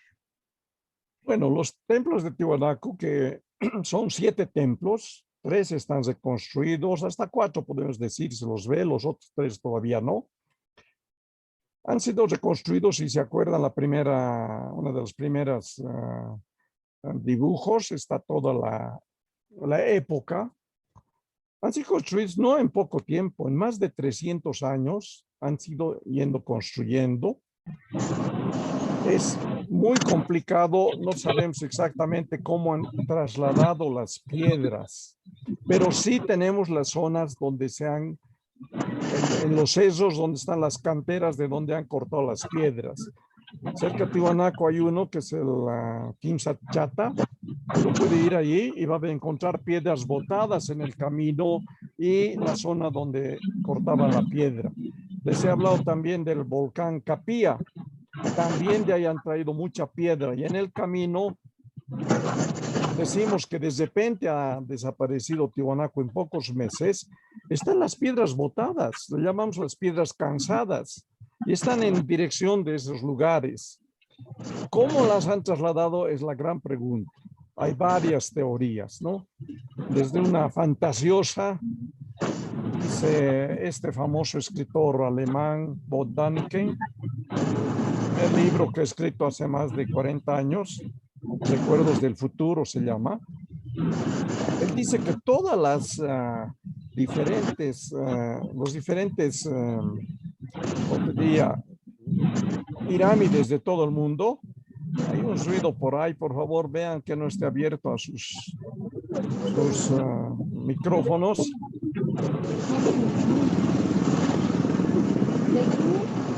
Por favor, alguien está metiendo mucho ruido, apaguen sus... Es Carolino, doctor. ¿Perdón? Carolino. ¿Solo yo escucho o están escuchando ustedes el ruido? Estamos escuchando. Profesor, apague el micrófono de todos. Carolino. Alguien tiene abierto su micrófono, apágalo por favor. Siléncielos, doctor. Cese, creo que tu micrófono está abierto, Cese. Sí, pero no estoy metiendo bulla, estoy atendiendo la Era clase. de Carolino, doctor, ya lo apagó. Allá no era una estática, no es que alguien estaba hablando, era estática por estar abierto el micrófono. Y está bien, gracias. ¿Qué andábamos? Estaba explicando sobre las piedras. Ese señor Von Daniken, que es famoso, ha vendido millones de su libro en todos los idiomas, él decía que todas las construcciones fueron hechas por los extraterrestres. Venía el ovni, levantaba las piedras y empezaba a construir las pirámides en todo el mundo, en Egipto, en la zona azteca y en Tiwanaku. Muchos le han creído, otros no le creemos. Yo pienso que el ser humano tiene suficiente capacidad para haber hecho esas construcciones. ¿Cómo? No sabemos, pero sí pienso que ha sido hecho por humanos. Esas grandes piedras, hay piedras que pesan 100 toneladas. ¿Cómo las han movido? Esa es la gran pregunta. Hay una serie de teorías. En Tiwanaku se ve, por ejemplo, de la montaña cercana. Si uno va a la montaña y mira Tiwanaku desde la montaña, parece una avenida marcada. Se encontró que en esa avenida había piso de arcilla. Y tú sabes que si la arcilla la moja, se vuelve como jabón. Una de las teorías dice eso, o no, cuando ellos arrastraban las piedras, ponían agua, entonces la arcilla se volvía más jabonosa y podían arrastrar las piedras. Puede ser. Hay una serie de teorías cómo han debido llevar las piedras para las construcciones en Tiwanaku. Pero lo principal es que no es una construcción de 5 años, 10 años. Son por lo menos 200, 300 años en que los arqueólogos determinan cuándo ha sido hecho cada templo. En Tiwanaku se dice que en esa época del esplendor de Tiwanaku vivían miles de personas. En todas las laderas se encuentran rastros de casas. Inclusive estaban separados por oficio. Hay un grupo donde estaban los ceramistas, se encuentran muchos restos de cerámica. Otro lado donde estaban los tejedores, se encuentran muchos rastros de lana y demás. Otra zona era de los que fundían metal. Parece que así en las dos laderas de las montañas que están alrededor de Tiwanaku, había miles de personas, según la estimación de los arqueólogos, ¿no? Entonces, en esa época, pues tenías tranquilamente 1000 obreros construyendo una pirámide, otros 1000 obreros haciendo otro templo, otros 500 o cuantos arrastrando las piedras, pero en mucho tiempo. Pensamos que ha sido así. Bien, ¿alguna pregunta más?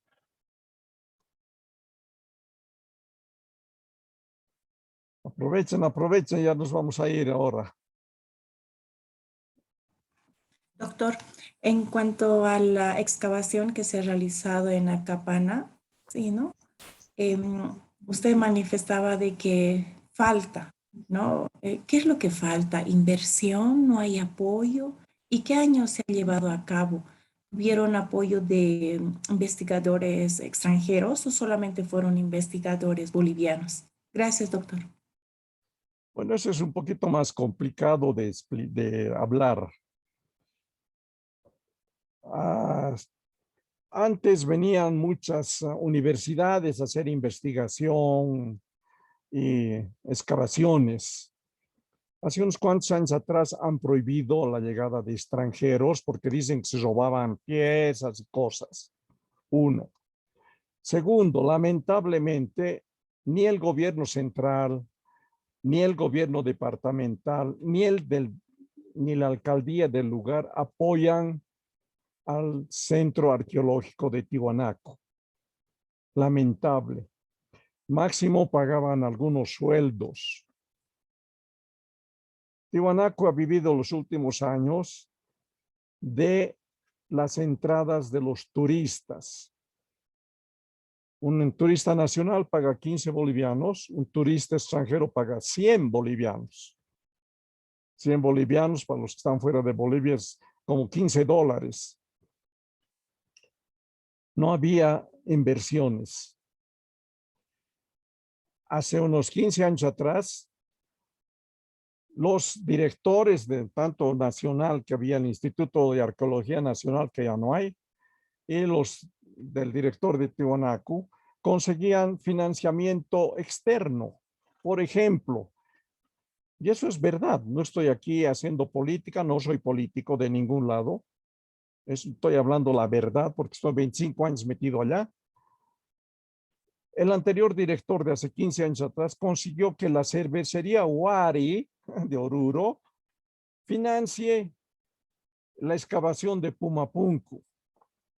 Durante 2 años ha dado como $100,000, porque ustedes también deben saber que una excavación arqueológica no es así de fácil. No es meter un tractor y mover la tierra o meter picota a todo lado. No, es la excavación arqueológica es cara. Hay que ir vaciando de a poquitito los lugares y ahí aparecen cerámicas, aparecen huesos, hay que ir haciendo y aparecen las paredes, ¿no? Entonces es cara. Hace más de 15 años que no se hacen excavaciones en Tiwanaku. Han prohibido.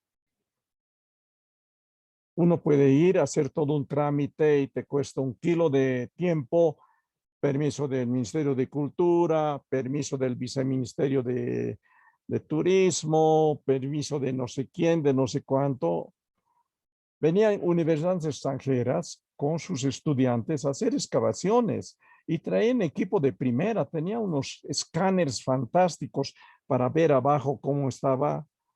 Han escaneado la Puerta del Sol con un escáner especial. Empecé a salir los dibujos súper fidelignos, pero hace más de 15 años que ya no se hace nada. Hoy en día, con la pandemia, está sufriendo terrible Tiwanaku. No hay turistas extranjeros porque no se deja entrar, no llegan por ningún lado.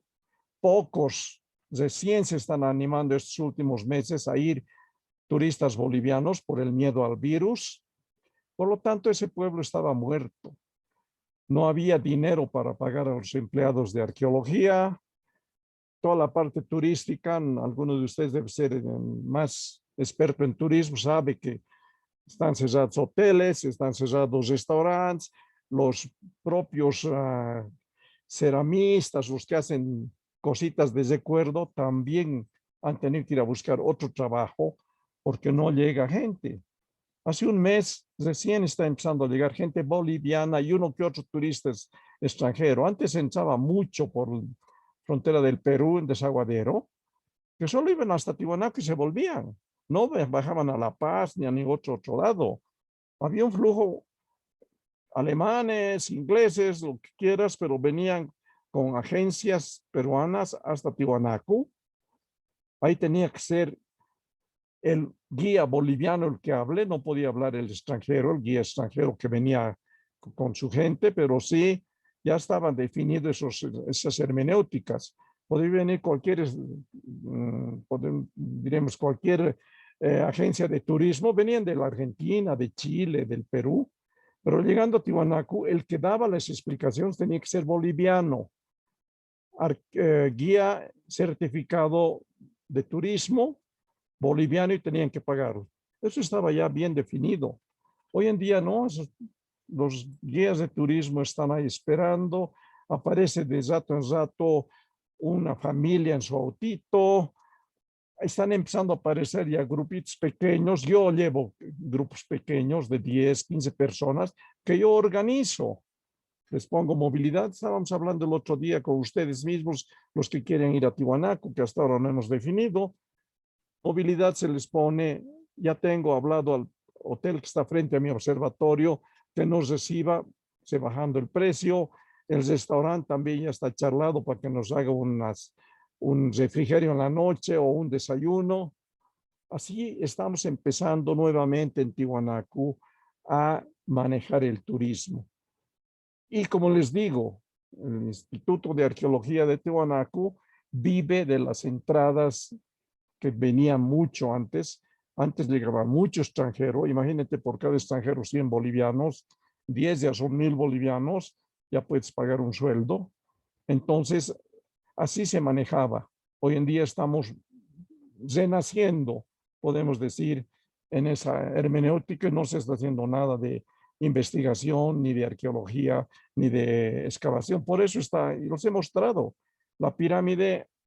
Ahí apenas unas cuantas líneas se hicieron y se paró.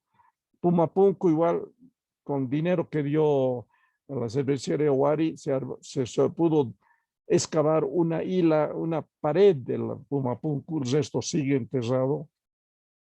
No sé hasta cuándo será eso. Esperamos que al año ya mejore la situación de la pandemia, se abran las fronteras para que puedan llegar más turistas extranjeros. Es lo que podía decirles. ¿Alguna pregunta más? Gracias, doctor. ¿Alguien más quiere dar consulta, pregunta o su opinión sobre lo que hemos estado hablando hoy día?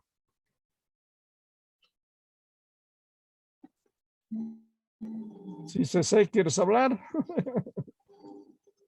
Sí, quería preguntarle, profesor, acerca de, hay una como especie de rivalidad entre lo que viene a ser Tiahuanaco y en la cultura pucara, si no me equivoco, del Perú. No sé si Tiahuanaco es más antes o pucara o son simultáneas ambas. Bueno, más que todo la rivalidad ha sido Tiahuanaco-Inca. El gobierno de Perú durante muchos años ha fortalecido todo lo que era el conocimiento inca, Cusco, Machu Picchu, ¿no? Inclusive en Copacabana, tú vas y todavía te dicen el baño inca, la horca del inca que les he mostrado, el sillón del inca, todo era inca. Mentira. Los incas han sido la última etapa antes de la llegada de los españoles. Apenas han sido 150 o 200 años como imperio inca. Y yo les he dicho, así como los romanos se apropiaron de la sabiduría griega, para mí los incas se apropiaron de la sabiduría tiwanaku, pero en el Perú no aceptan eso. Cusco, había un arqueólogo peruano que demostró que habían ruinas tiwanaku en el Cusco. Lo botaron del Cusco ese pobre arqueólogo peruano que se tuvo que venir a vivir a Bolivia, señor Huidogro, lamentablemente ya fallecido. Pero los mismos peruanos se han chocado contra la pared de la historia cuando han empezado a aparecer templos en Chan, Nazca, Huari, una serie de culturas anteriores a los incas y muy ricas en construcciones. El traje del señor de Huari, por ejemplo, es fantástico, tiene oro, tiene todo. Y se dice que Huari es Tiwanaku. Bolivia le llamamos Tiwanaku, en el Perú dicen Huari. Huari y Tiwanaku son de la misma época y tiene grandes construcciones. Unos cuantitos años antes o después aparece Chan Chan, al norte de Lima, muy cercano. En mismo Lima hay unas pirámides hechas por una cultura limeña. Más abajo, por Nazca, tienes toda una historia anterior a los incas. Entonces, yo he visto una vez un documento peruano que decían los mismos arqueólogos, hay que reescribir la historia del Perú. Perú no aparece desde los incas. Ya había grandes templos anteriores a los incas. Chan Chan, he visitado Chan Chan. Son unas tremendas construcciones como pirámides de barro. Y toditas las han reconstruido porque allá usan el barro, no había tanta piedra.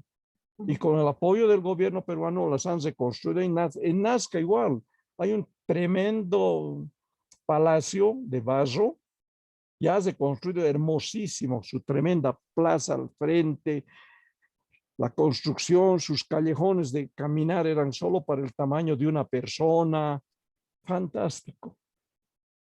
Más al norte del Perú, donde dicen que está el observatorio más antiguo del mundo, de América, igual, hermosísimo. Entonces tienen que reconstruir su historia, no nace de los incas para adelante. Hay por lo menos 8 grandes culturas anteriores a los incas en la costa peruana, en la zona selvática, en la zona altiplánica. Ahí están. Y son, para mí, de la época de Tiwanaku. Por cierto, cuando hablo de Tiwanaku, un gran imperio que viene desde Chile, sube hasta Colombia, porque en todos esos lugares se han encontrado rasgos de la cultura Tiwanaku, la chacana, los tejidos, las cerámicas. No lo pueden ocultar, está ahí. Norte de Chile, hay 2 amigas chilenas, creo que en el curso hoy día del norte. Ellas pueden decir.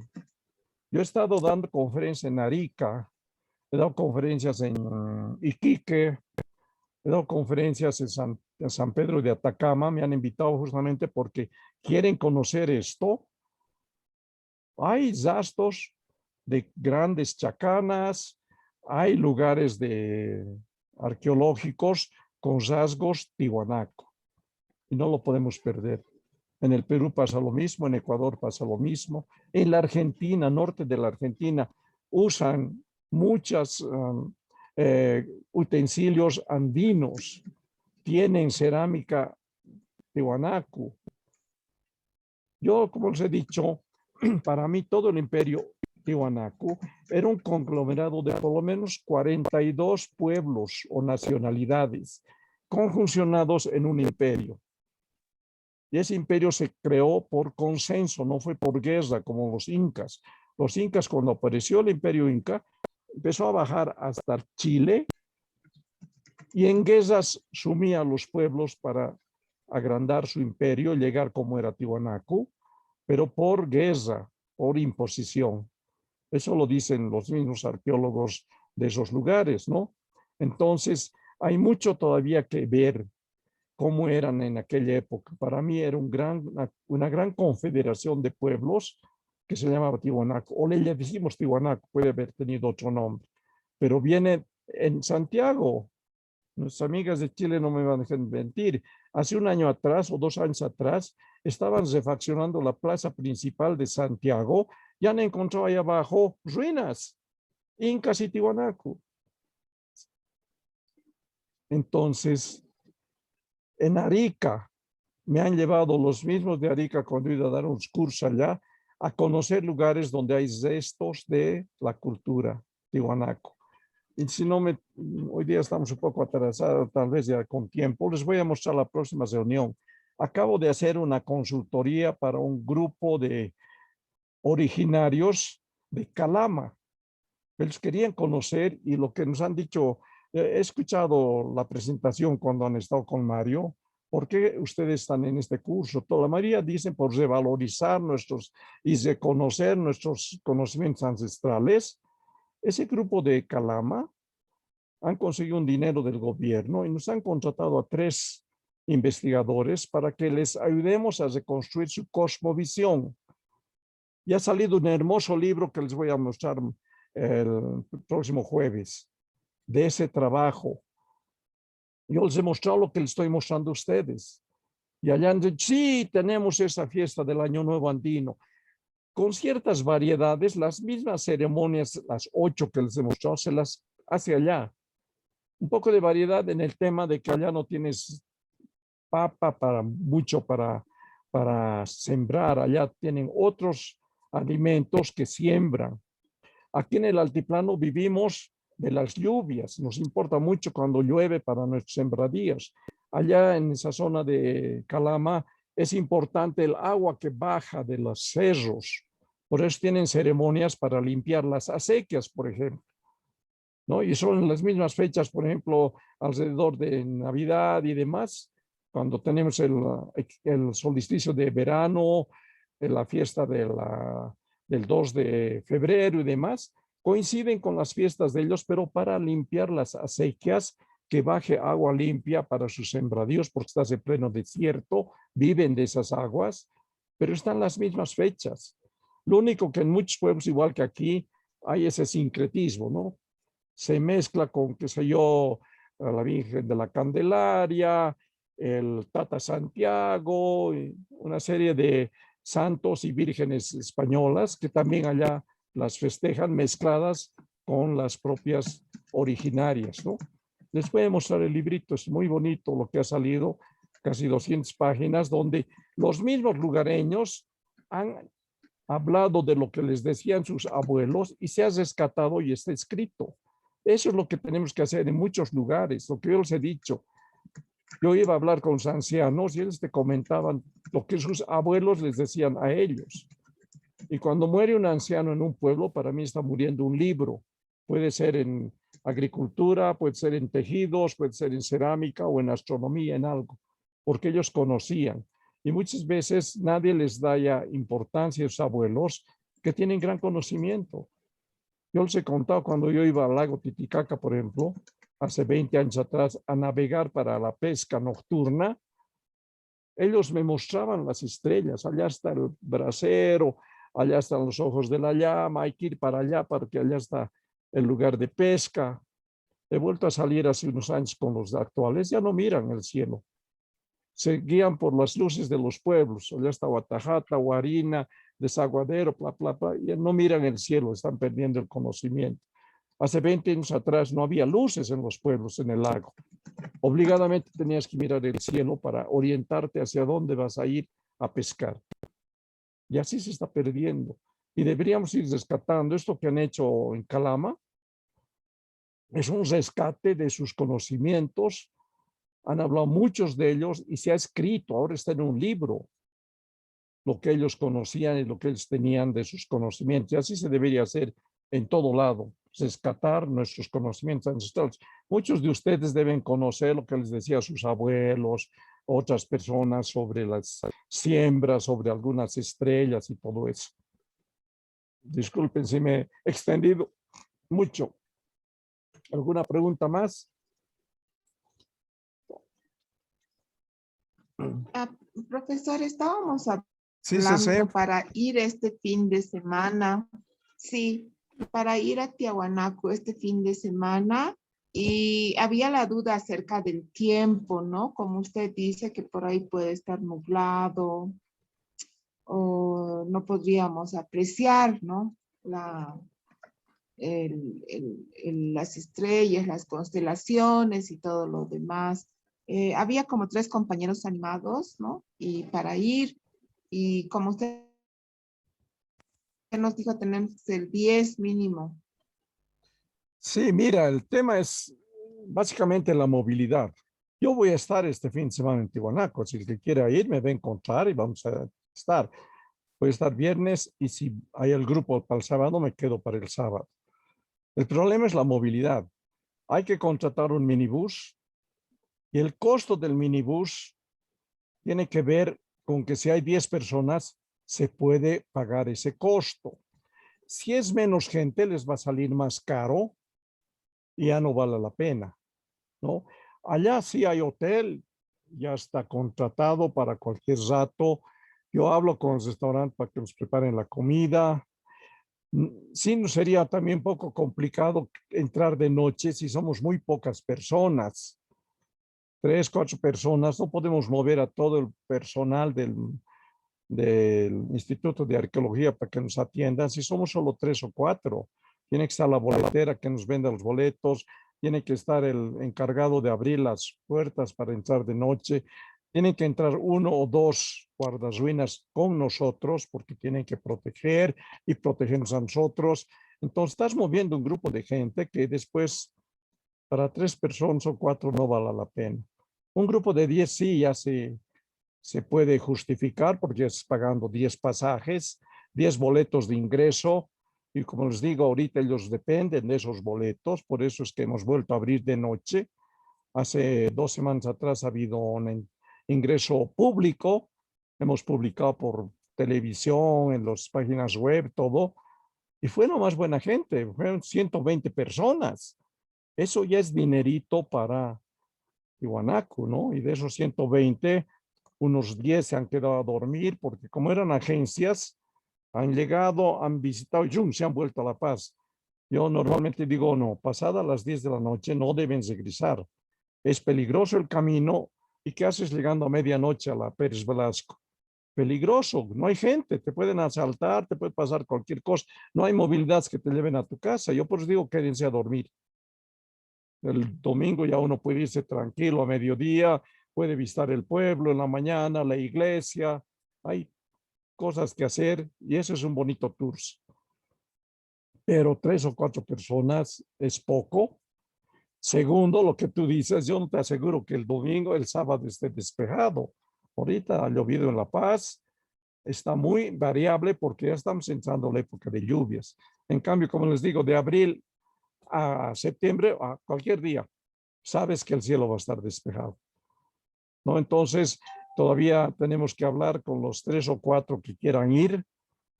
Si quieren ir, realmente quieren ir, van a tener que ir a tomar los buses interprovinciales de la terminal de buses del Alto, que está en Río Seco. Salen cada rato los minibuses a Tiahuanaco, se puede llegar. Retorno también, salen cada rato, se puede llegar. Si llegan allá, yo les puedo apoyar en el alojamiento. Tiene un mínimo costo, pero hay que pagar. Hay lugares donde comer. No es tampoco llegar y dónde voy a pasar la noche en al lado del monolito. No, hay lugares donde se puede dormir. Pero eso ya depende de ustedes. Ya los veo ahí como chulpas al lado del monolito. ¿No? Bueno, eso defínanlo. Todavía tenemos un día más, por lo menos, o 2 días más para definir. Vuelvo a decir, no somos 10, no se puede contratar la movilidad, porque el chofer de un minibús, por una persona o por los 14 que entran, te cobra lo mismo. Entonces, si tienes 10 personas, ya puedes sopesar el costo. Si van los 14, sale más barato, ¿no? Lógicamente. Pero menos de 10 ya te sale más caro el pasaje. Es lo que te puedo decir. Sigan hablando. Yo he visto en el WhatsApp que hay unas 3 personas. Alguien decía, puedo ir con mi familia. Pueden ir con su familia. A los niños les va a encantar el observatorio, los telescopios, la sala de astronomía moderna y naves espaciales. Eso les va a encantar a los chicos, ¿no? Y a los grandes lo que les interesa es la parte arqueológica, la parte de astronomía andina. También vamos a hablar y vamos a ver esas cosas, ¿no? Pero está todavía en propuesta. Yo creo que a más tardar el jueves hay que definir si sí o si no. Si no, lo dejamos para el próximo año. Y también les he puesto en el WhatsApp nuestros amigos que son de Chile, del Perú. Hay un amigo que está en Puno. Se puede venir. Una vez que está abierta las conexiones, se pueden venir y quedarse en Tiwanaku un día y después retornan. Hay gente que me ha llegado de Cochabamba, de Oruro. O sea, amigos que viven en Cochabamba no pueden llegar. No es muy largo el tráfico de allá hasta el Alto. Del Alto se toma Tiwanaku y después el retorno igual, ¿no? Eso se puede hacer. No está difícil. Bien, ¿algo más? Ya nos vamos, estamos más de las 10 de la noche. Está bien, gracias, profesor. A ver si en el grupo vamos a hablar. Sí, por el WhatsApp ahí vamos como a usted definir. dice, hasta el jueves y ver si... Sí, definir. Sí. Yo les digo, prefiero sábado porque el medio mundo no trabaja y se puede hacer. Viernes tienen que ir temprano en la tarde, también les he comentado. Hay que estar allá tipo 6. Si logramos que nos abran las ruinas solo se abren de 7 a 8, porque el personal también es su feriado, bien en la noche, sábado. No pueden estar horas ahí esperándonos, ¿no ve? Esos son los problemitas que hay. Lo demás no hay problema. El hotel abre, el observatorio estoy yo, pues nos quedamos hasta la hora que quieran y al día siguiente se puede pasear el pueblo. Es un bonito tour. Y este año he hecho desde más o menos desde agosto, una vez al mes he armado grupos que han ido y han quedado satisfechos. Bien, ¿alguien más quiere hacer algún comentario? ¿Quiere alguna pregunta? Ya estamos en el tercer módulo. Nos queda el del jueves y terminamos arqueoastronomía. Yo creo que mañana ya vamos a colgar las preguntas de los 3 primeros módulos que hemos pasado. Están las lecturas de los 3. Yo he entrado hoy a la plataforma, están las lecturas. Es que lean un poco, no son grandes lecturas, 13 hojas, 12 hojas, 10 hojas, y en base a eso responden las preguntas que se les hace para una pequeña evaluación. Y van a tener todavía un poco más de tiempo para responder y tienen que dejar las respuestas en la plataforma, porque tenemos que hacer una pequeña nota. Por eso estoy tomando asistencia. La asistencia es para mí importante, es parte ya de la nota. Los que han asistido ya tienen una parte de la nota. La otra parte serán esas preguntas de cada una de las 4 presentaciones, ¿no? Así vamos a terminar el módulo de arqueoastronomía, o sea, el segundo módulo de arqueoastronomía. La presentación el jueves y van a tener varios días más para presentar sus exámenes, podemos decir, de lo que se les va a preguntar. Bien, ¿alguna consulta? Sí, profesor, buenas noches. Bueno, de acá, de Chile, como decía usted. Buenas Primero noches, que todo, Vilma.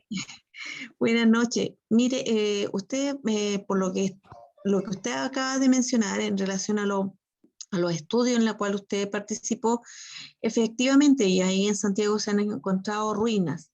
y las cuales que a mí me sorprende y me llena de orgullo que usted esté también liderando lo que el estudio de los hermanos atacameños que le solicitaron a usted.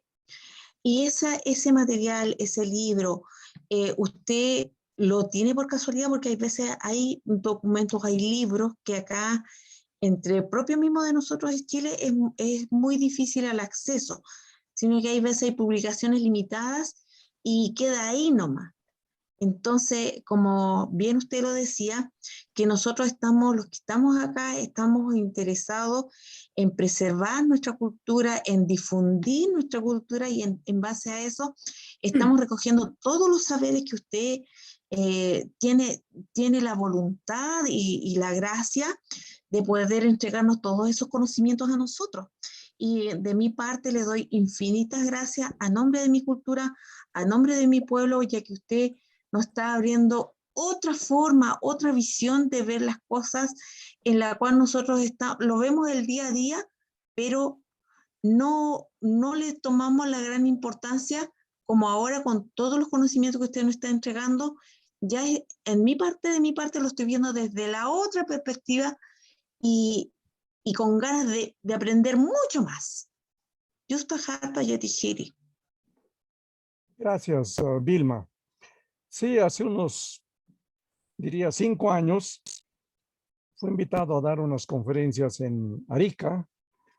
Una institución estaba apoyando a los centros de turismo, a las oficinas de turismo, pero también querían la parte ancestral. Entonces yo he dado unos 2 años, he dado conferencias a los guías de turismo y a los de esas agencias. Hemos salido de noche, me acuerdo, nos hemos subido allá arriba, no sé cómo llaman, de Arica, subiendo hacia el camino a Bolivia, en un lugar hermoso donde hay unas como monumentos, unas estelas modernas. Ahí hemos visto las estrellas. Hemos ido en 2 buses, más de 40 personas. Hay gente que se ha ido con su familia entera. Claro que hace frío también allá arriba, ¿no? Algunos les ponían mal inclusive. Pero hemos hecho ese rescate que pienso que ha quedado en algunos grupos de allá. He estado, les digo, en San Pedro de Atacama, dando 8 cursos también a los de turismo de allá. Es muy interesante también San Pedro de Atacama para todos, ¿no? Es un pueblo básicamente turístico, es el segundo lugar de turismo de Chile, imagínense. ¿Por qué? Porque están por ahí cerca los grandes observatorios europeos, americanos. Pero esos observatorios europeos solo te dejan entrar como turista en el día. Entras, miras los telescopios fantásticos, enormes, sus equipamientos, te sacas foto, pero tienes que irte. Nadie queda de noche. De noche solo trabajan los astrónomos.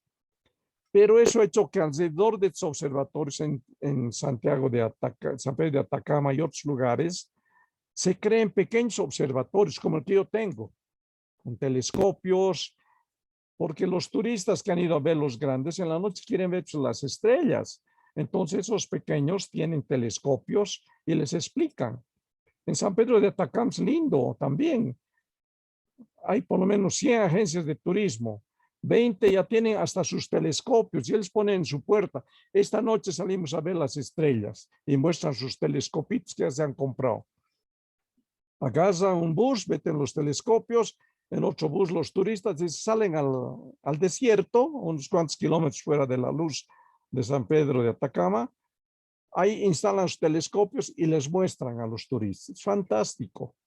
Segundo lugar de turismo en Chile. Imagínense, más de 100,000 personas iban, por lo menos antes de la pandemia, ¿no? Pero había como 20 agencias con sus telescopios. Y ellos me han invitado porque no falta que... ¿Y de tu cultura qué sabes? ¿Qué decían de las estrellas? Porque tienes un hermoso cielo en el desierto de Atacama. Y no sabían qué responder. Entonces me invitaron por medio de un boliviano que vive allá. Yo les di el curso, les vendí los libros. Y sé que algunas, no todas las agencias, ya explican, sí, allá está la llamita, para nuestro pueblo aquel es la rueca, ya explican porque los turistas preguntan, ¿y qué sabes de tus culturas? Porque aquí seguro vivía gente que decían de las estrellas, entonces ahora saben. Algo parecido me ha pasado también en Arica, en Iquique. En Uyuni, no sé si les he contado, igual allá Uyuni es un lugar netamente turístico y viene mucho extranjero. Igual en las noches cuando salían a pasear por los pueblos para ver Laguna Colorada y demás, les preguntaban, ¿y qué sabes de tus antepasados? Y no sabían qué responder. 3 veces he ido a dar cursos ahí a los guías, a las agencias, y tengo la anécdota que la primera vez que he dado el curso, y me han pedido 50 libros. Todo el mundo quería el librito. He tenido que pedir a La Paz que me manden más libros. Imagínate de una conferencia que habían como 100 y tantas personas que te pidan 60 libros. No he visto en ninguna conferencia vender tanto. Pero había la avidez de las personas porque necesitaban, les preguntaban. Yo he hecho un raid que dura 3 días por el Uyuni y las lagunas de colores y duermes 2 veces en pueblos. Y ahí tienes un cielo fantástico y si vos le vas a estar con tus turistas, es una pregunta obligatoria que te digan, ¿y qué sabes de tus pueblos? Y eso también han aprendido. Y a mi amiga Vilma, por WhatsApp, yo te voy a poner el nombre del grupo de Calama. Han publicado el libro y se supone que lo están distribuyendo. Aquí me ha llegado recién hace 3 días atrás una boliviana que ha vuelto desde allá, desde Calama. Se enteraron que venía a Bolivia, a La Paz, y los que me contrataron dijeron, llévele este libro al profesor. Y la señora no hace muchos días que me lo ha entregado. Es hermoso el librito. Están de los mismos lugareños, lo que ellos escuchaban a sus abuelas, lo han escrito. Eso es lo importante. Han rescatado el reconocimiento de sus antepasados y lo han escrito y lo puedes leer. Porque les digo, un anciano que muere es un libro que desaparece. Entonces ahora ya está eso y lo van a repartir no sé dónde. Se supone que es dinero dado por el gobierno chileno, entonces no es para negocio. No sé si lo venderán o no lo venderán, no sé. Pero sí pienso que va a llegar a muchas instituciones y se puede tal vez conseguir con permiso de ellos un librito de por allá. Si es que ustedes, por ejemplo, Vilma, quieren hacer algo parecido en Arica, ¿no? De buscar un fondo para rescate del conocimiento propio de las culturas del lugar. Eso es interesante y se puede hacer. La próxima reunión les voy a mostrar el libro y te voy a mandar los nombres de esas personas, tal vez hasta su número de celular, para que se contacten y ver, tal vez puedan conseguir que les mande 1 o 2 ejemplares y tomar como base para una un futuro proyecto así de rescate en la zona donde viven ustedes. Bien, no sé, ¿alguna pregunta más? Muchas gracias, Yatichiri. Infinitas gracias. Sí, por WhatsApp me escribes y si yo me olvido para darte los datos. Bueno, Vilma. Bien, Yatichiri. Yuspa Jarpa. Gracias. Bien. ¿Alguien más quiere comentar? ¿Quiere hacer alguna pregunta? Yo, profesor, de acá desde Arica, Chile. Doris, adelante. Solamente agradecerle por el conocimiento transmitido, profesor. Para mí fue muy interesante. Me enriquecí bastante. Uno nunca deja de aprender. Yo en mi persona y la que habla mi compañera Vilma, nosotros hacemos clases de lengua aymara. Y entonces esto nos sirve para difundir bastante y abordar con mucha fortaleza a nuestros alumnos, profesor. Qué bien. Y infinitos agradecimientos para usted, porque no todos los profesores comparten sus conocimientos. Siempre comparten así lo mínimo, lo poco que hacen. Pero acá fue usted bien claro, fue a lo concreto, donde uno prácticamente puede enriquecerse y también transmitir esos conocimientos de generación en generación. Y profesor, quería hacerle una consulta. Como se estaba hablando de las cruces, de todo eso, y los petroglifos, ¿de qué cultura son, profesor? Los petroglifos, la pictografía, el geoglifo. Bien, depende de la zona. Yo conozco en el norte de Chile petroglifos. Hay también por Iquique, pero es de la zona de los pueblos que vivían ahí, que tenían mucho contacto con Tiwanaku, seguro, porque encuentras dibujos tiwanacos. En el Perú también hay otros petroglifos, en Bolivia también, pero de otras culturas. Por ejemplo, más, si te vas más a los valles o al sur de Bolivia, están los guaraníes. Ellos también tenían su gran cultura, tenían sus propias constelaciones y hacían petroglifos, como eso que he mostrado en Samaipata. Ahorita no están, siguen investigando los arqueólogos para saber, ahí hay como 4 culturas que se han mezclado ahí. Los originarios, pues han ido los guaraníes, han ido los tiwanaku y han ido los incas. Se encuentra de los 4 situaciones. Hay que ver de qué zona me estás consultando. De la zona de Arica hay una cultura ahí que ha hecho en la parte alta, hay ruinas. Entonces hay que investigar y me estoy acordando de tu nombre, Doris. Hay una señora en Arica que tiene un centro más subiendo por la carretera hacia La Paz, a unos cuantos kilómetros, tiene su centro para niños, donde tiene animales, llamitas, y van de los colegios a ver. Inclusive ella tiene un telescopio, por eso me acuerdo, siempre me alojaba ella ahí. Te voy a dar el nombre completo de doña Doris de allá. Tal vez ahí ella tiene también algún material propio de las culturas, porque ella hace años que está también detrás de esas cosas. A mí me he preguntado mucho, siempre nos estamos escribiendo con ella para cosas así arqueológicas, ¿no? Te la voy a mandar el nombre completo y cómo se llama su centro, que es muy conocido en Arica porque van colegios a visitar así como excursión, y tiene un pequeño zoológico donde puedes acariciar una llamita, donde hay tortuguitas, hay este animalito, el otro, y eso les gusta en los colegios, que haya ese contacto con la naturaleza. Les voy háganme recuerdo, les voy a escribir también de ella. Y bueno, Muchas gracias, veremos. profesor. Y te vuelvo a decirles a los amigos de Puno, yo tengo que ir a Puno también porque ahí dejé mi libro, no sé cuál de los amigos era de Puno. Yo fui varias veces a dar cursos, conferencias, y hay una librería de la Casa de la Cultura en la esquina de la Plaza de Puno, donde he dejado mis libros. Tal vez puedes encontrar mi libro ahí. No voy hace 2 años, lógicamente por la pandemia, pero tal vez todavía quedan ejemplares de mi libro para nuestro amigo que es de Puno. Bien, yo creo que hemos acabado de hablar de todo un poco. Nos encontraríamos el próximo jueves para la última conferencia, la última presentación así que tengamos por internet. Y ahí también hablaremos de otros temas variados que hay. Por ejemplo, las últimas investigaciones que ha hecho la UNESCO en Tiwanaku. Se ha hablado muy poco de eso. Yo tengo todo eso, porque estaba allá, mis amigos de los arqueólogos de la UNESCO me dejaron fotografías que les voy a mostrar.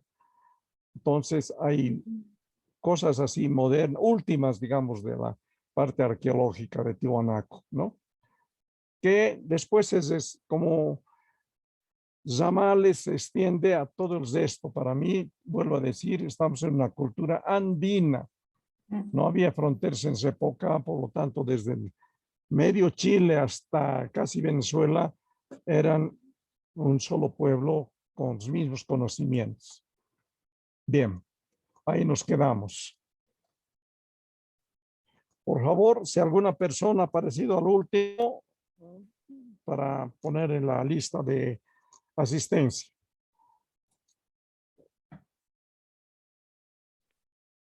Profesor. Sí, Claudia.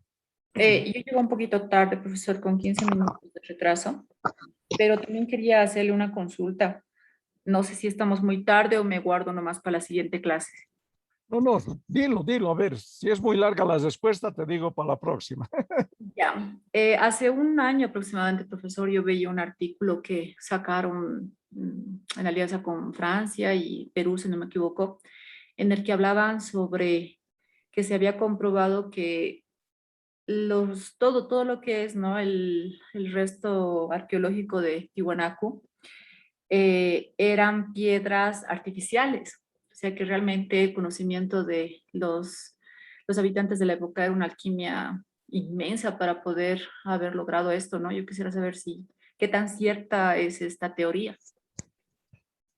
Bueno, hay muchas teorías que son especulaciones. Sí, he leído que han dicho que eran piedras artificiales, pero salió el artículo, la pregunta y nadie más habló y se perdieron.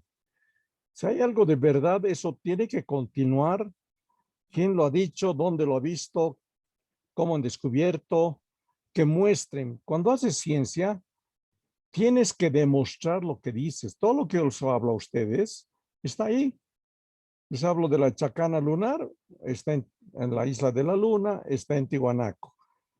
Les hablo de solsticio equinoccios, vayan, párense un 21 y van a ver cómo el sol sale por esos lugares, ¿no? Entonces, eso es ciencia. Lo demás es especulación. Ya les he dicho, hay varias teorías de las piedras. Una de esas teorías es que dicen que es artificial. Hay otra que dice que cómo han tallado eso que les he mostrado hoy día, esa lineecita y todo.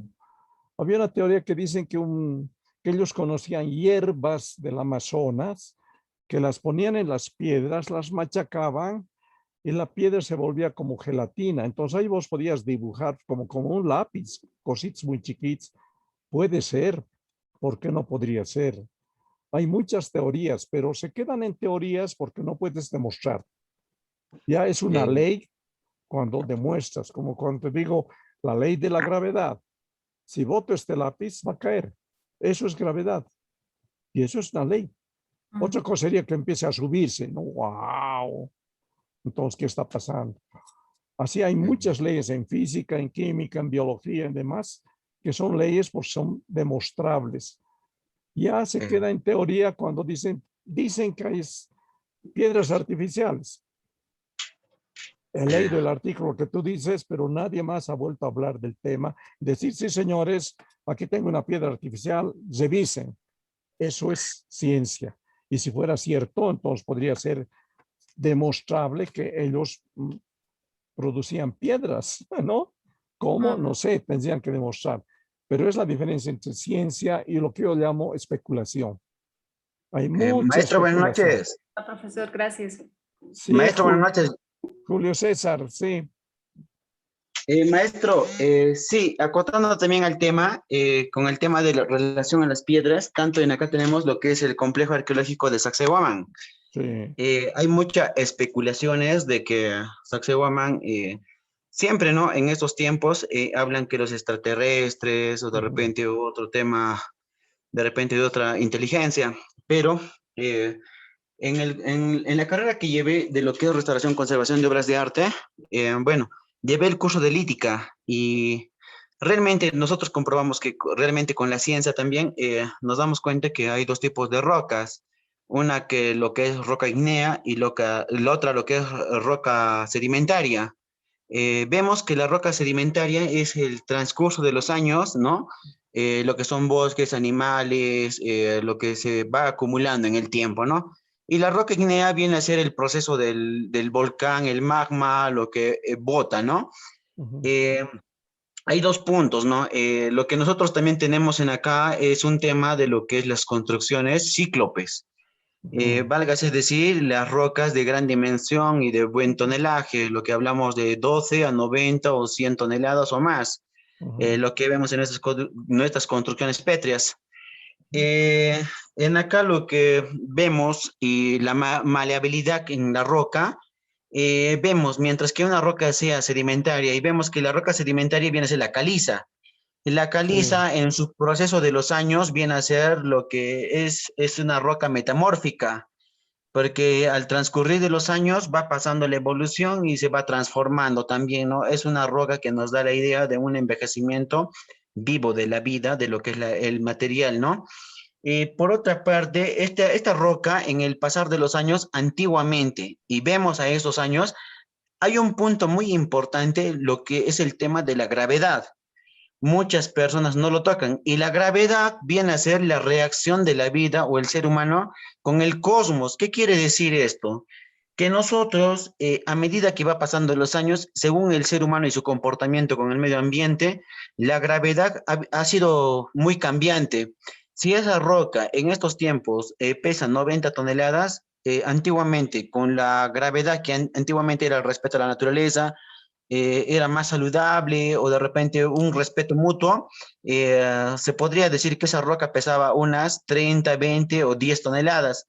Lo que vale decir, ¿no? Que hace un punto muy diferencial lo que es la naturaleza en el tiempo. La contaminación atmosférica medioambiental ha hecho una reacción en nuestro tiempo, que la gravedad ha hecho un cambio muy fuerte, porque estas rocas que antes fueron maleables, ahora alcanzan un tonelaje de 120, 130, 150 toneladas. Vemos en lo que es acá en Cusco, lo que es el complejo arqueológico de Sacsayhuamán, que estas rocas son sedimentarias. ¿Qué quiere decir? Que no son volcánicas, pero que han sido construidas bajo un ojo de volcán. Entonces el ojo del volcán viene a ser el sedimento, y estas rocas en esos entonces fueron maleables y manipulables. Es por eso que vemos ángulos perfectos. Los ángulos perfectos, bien sabemos que ahora, según estudios actuales, están basados a la naturaleza, a la agricultura, y muy naturalmente vemos las formas geométricas que están basadas a un maíz, que podemos ahí contrastar con lo que son las construcciones cíclopes de Sacsayhuamán. También están involucradas con el Sol, y la Luna, y las estrellas, la Chasca, el Inti y la Quilla. En la maleabilidad, el comportamiento de los materiales en el tiempo estaban basados al fenómeno atmosférico que el hombre ha hecho frente a la naturaleza, más no la naturaleza, el comportamiento con los hombres. ¿Qué quiere decir esto? Que la maleabilidad en esos entonces era más viable, y ahora en estos tiempos es de repente una discusión o un tema de repente que abordamos aún y que no lo encontramos respuestas. También en otras investigaciones, cuando yo viajo en las alturas de Cusco a unas comunidades profundas, vemos que hay un animalito, un pajarito que realmente hace sus casitas en material pétreo, pero ígneo. Ígneo llamamos al material geológico, pero de origen volcánico, de la magma. Entonces, que sus heces de este pajarito, cómo es la facilidad de poder crear agujero y crear un nido. El nido ellos lo crean en un ambiente atmosférico ante climas muy reducidos. Entonces vemos que también la naturaleza ha interactuado. Entonces, si nosotros hablaríamos de un tema metafórico, de repente que los incas han tenido contacto o que otras personas, yo al transcurrir de los tiempos y más investigaciones, más lo que yo acoto en mis viajes, yo quisiera también acotar y decir, ¿no? Que realmente esto no es tema de repente de que otra ciencia ha intervenido en nuestra vida. Es simplemente nuestra inteligencia en los años y también de las civilizaciones que han pasado, que han acotado algo en la vida, han interactuado con la naturaleza, y que realmente las civilizaciones han alcanzado un alto auge para poder sobresalir en ese vasto conocimiento en la arquitectura, en ese vasto conocimiento en la ingeniería civil, en la hidráulica, en la ingeniería eólica, en todos los sistemas, ¿no? Que se puede ahora conocer de repente, en lo que encontramos vestigios en nuestros centros, ¿no? Arqueológicos, que están descubriéndose poco a poco, ¿no? Eso sería mi alcance, maestro, porque yo antes sí me daba cuenta que muchas veces decíamos que era inteligencia de afuera, o que era metafórico, que había pasado algo, pero haciendo muchos estudios realmente era solo había una interacción entre el hombre y la naturaleza, había un comportamiento lineal. ¿Qué quería decir eso? Que el hombre realmente entendía y que realmente alcanzaron esas civilizaciones un punto alto de que poder conocer e interactuar con la naturaleza y poder llegar a su auge. Eso sería por mi alcance, maestro. Muchas gracias. Bien, gracias, Julio César. Sí, hay mucho de cierto en lo que dices, pero también hay mucha especulación. El tema de la gravedad científicamente no se ha movido los últimos 10.000, 20.000 años, porque no puede ser que la gravedad afecte solo las piedras y no te afecte a ti. Nosotros igual. Te pones a pesar y vos pesas 80 kilos, 90 kilos, pones una piedra, sigue pesando 60 kilos la piedra. No puede ser de que en ciertos materiales afecte la gravedad y a otros no. A los árboles. Si hubiera menos gravedad, pues el árbol sería mucho más gigante. O si hay más gravedad, serían árboles enanos. Hay que tener cuidado en esas cosas, pero lo demás que dices es cierto. Ahora, en arqueología, diré, en geología tienes una serie de estudios de piedras. Aquí nosotros conocemos la que has dicho, la caliza. Hay la arenisca en los templos de Tiwanaku. Hay la andesita en los templos de Tiwanaku. Hay las piedras negras.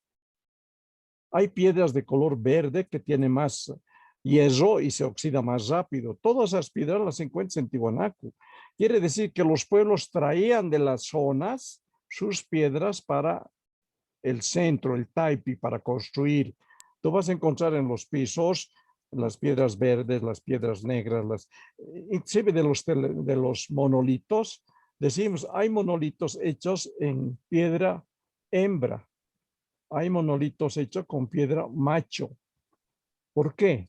Porque la piedra hembra es media rosada y es más suave, que puedes tallar más fácil. Esa es arenisca. Y las piedras machos son básicamente de andesites, piedra más dura. Tú ves con qué ellos tallaban, eran piedras de tipo onix, negras, durísimas, y eso podías usar como para, perdón, para tallar. Sí, maestro. Lo que yo quería acotar era que no era tanto el tema de la gravedad, sino era en la escala de Mach. Nosotros entendemos que el talco viene a ser 0 grados, el diamante viene a ser 10 grados. Sí. Lo que vemos, lo que decimos, ¿no? La caliza viene entre 3 grados, 4 grados. Conocemos el cobalto, el basalto, conocemos también rocas metamórficas, ¿no? Entonces, a ese punto yo me voy en que ellos no decían tanto la gravedad, porque antes no se hablaba de gravedad, sino se hablaba de un entendimiento a la naturaleza, de un comportamiento de materiales. Ese era mi punto de vista y que realmente, o sea, nosotros nos damos cuenta a estos años que realmente antiguamente había un respeto, ¿no? De que, o sea, ellos tenían realmente un conocimiento vasto en la naturaleza porque no era solo mirar la piedra, sino también era entenderla, comprenderla, ¿no? Ese era mi punto de vista, maestro. Sí, sí, estamos de acuerdo, sí, es cierto. Y ellos conocían así diferentes tipos de piedras y ellos podían fundir. En Tiwanaku se fundía. Hay las que se llaman las guairachinas, eran unos aparatos llenos de huecos y al centro ponían los metales. Ellos podían trabajar con oro, podían trabajar con cobre, el coricalto que se llama, que es una mezcla de cobre con otros elementos. Y esas guairachinas que eran casi de 2 metros, entraba el aire por todo lado y eso ayudaba a como soplar para concentrar el calor y fundir. Eso se ha encontrado. Hay mucho material aquí en Chile, en Perú, de las fundidoras, ¿no? Cómo ellos producían láminas de oro, cómo producían para los trajes de los soberanos, cómo hacían una serie de elementos de metal, porque sabían ya fundir. Y eso, todo un conocimiento de química para saber cómo puedes fundir más rápido o menos rápido con ciertos polvos o con ciertos gases. Entonces, hay todo ese conocimiento, es cierto. Gracias, Julio César. Maestro, también me gustaría compartir que yo teniendo también viajes, ¿no? Acá en la ciudad de Cusco, en las 13 provincias que te conforman, pude encontrar 13 piedras, lo que son, se podría decir, no son de origen de acá, de la tierra. sino lo que son origen foráneo, ¿no? Nosotros le llamamos a las piedras Higuaya. Sí, lo que llamaríamos meteoritos, ¿no? Ajá, piedras meteoríticas, bastante uso yo lo utilizo, ¿no? Y tenemos en acá, para una información también al grupo, ¿no? Lo que estamos llevando el curso, realmente nosotros sabemos que toda ciudad tiene una catedral, es verdad, pero nosotros acá en el Cusco y también haciendo una investigación minuciosa, pude observar que la Catedral del Cusco hay una piedra meteorítica, una jiguaya grande, un huevo. Y ese huevo está relacionado con justamente el mapa que tenemos en el Coricancha, que es el huevo de la vida. Pero casualmente es una piedra meteorítica, una jiguaya grande. Oh, Y qué nosotros lindo. cuando realizamos un tipo de curación, esa jiguaya, cuando encontramos hembra, que es un color rojizo, y el macho, que es un color verduzco, que no están en esta tabla periódica, nosotros utilizamos para la curación del corazón, para lo que son un soplo del corazón, epilepsia, y realmente las personas que yo he tratado se han curado. Entonces, nosotros vemos en la catedral que tenemos esa piedra. Yo preguntando a los cuidadores, porque los padres de la otra región no te van a contar nada de eso. Ellos dicen que esa piedra no lo pueden mover nadie, me dicen, ¿no? Porque realmente esa piedra, si no fuera por esa piedra, esta catedral no hubiera sido construida. Y yo me doy cuenta que al pasar de los años, cada persona que va y tiene su santo, es fiel a tal imagen, y siempre se acerca a esa jiguaya y agarra y se llena de energía. Y ellos me decían que realmente que la jiguaya cumple una función muy importante en las huacas. Y casualmente en toda huaca que tenemos hay una jiguaya. Entonces hay mucho por explicar, mucho por hablar, ¿no, maestro? Y la verdad también, yo también quería participar de repente de esa invitación de este maestro para, ¿no? Tiwanaku, para visitar de noche, para conocerlo, porque yo estoy muy gustoso. Lamentablemente las fronteras están cerradas, pero también acá tenemos, y casualmente tengo jiwayas en la casa, pero que son ancestrales. Yo tengo las 7 jiwayas más la jiwaya hembra, que es del medio, la que conecta todo. Tengo jiwayas y me gustaría también, hermano maestro, compartir con todo el grupo y realmente ojalá que esas jiwayas se activen porque hay un tiempo donde se activan y realmente cuando frotas jiwaya con jiwaya hembra y macho se activa lo que es el color entre guinda o celeste para curar el corazón. Sería muy bueno de repente, maestro, con todas las clases que he llevado, de repente acá en la puerta de Tiahuanaco y con el señor de los báculos, que se abra, ¿no? Porque eso yo también encontré en las 7 lagunas de Cusco, cada piedra que encontré, y son piedras jiguayas. Sí, y maestro, eso también es un tema de repente que yo estaba analizando y decía, ¿no? Porque encontramos lo que son el basalto, cobalto, andesita, entre muchas piedras volcánicas, porque todo lo que hablamos son volcánicas, pero hablar del cuarzo ya son rocas sedimentarias, ¿no? Que al pasar el cuarzo, al pasar del tiempo, se convierte en mármol, primero en marmolina y después en mármol, pero o sea, estamos hablando de 2 tiempos en una línea. Entonces, me gustaría de repente un poquito más el estudio más profundo, saber de las piedras jiwayas meteoríticas, que hasta ahora no tenemos todavía conocimiento si son metamórficas, porque sabemos que las rocas volcánicas tienen un origen igneo y son metamórficas, que pasan una evolución y también cambian de color. Entonces, eso sería un punto también, maestro, y más bien agradecido por las clases. Un poco tarde también porque también tenía una ceremonia donde también estaba dando también este conocimiento que usted nos imparte y la verdad muy agradecido, maestro. Gracias, maestro. Sí, hay muchas cosas así raras, podemos decir. Yo he encontrado sobre los meteoritos, por ejemplo, en muchas casas los guardan porque cuida la casa. Muchas veces están arando la tierra y ahí encuentran un meteorito. Realmente el meteorito es una piedra mucho más pesada. Es el primer símbolo de que no es una piedra normal. Su peso puede ser sí chiquita, pero puede pesar 3 kilos. Es meteorito. Entonces, yo he visto que la tradición en Tiwanaku era de que tenías tu meteorito y lo llevabas a tu casa para que proteja la casa. Es lo que estás hablando vos, temas de energías, ¿no? Y yo siempre que voy a una casa busco dónde está lo que cuida la casa y tienen sus meteoritos de diferentes tamaños, que es lo que han ido encontrando cuando aran la tierra, porque el meteorito cae en cualquier lugar y está ahí. Y ellos saben sacar cuando están arando, aparece la piedra de rayo, que también le dicen, ¿no? Piedra de rayo le llaman al meteorito. Pues claro, si lo ves caer, parece un rayo. ¡Pum! Revienta y con luz. Y es un meteorito, ¿no? Entonces también le dicen piedra de rayo. Y tiene sus particularidades, como tú dices, ¿no? Ahora, claro, hay que hacer un estudio más profundo.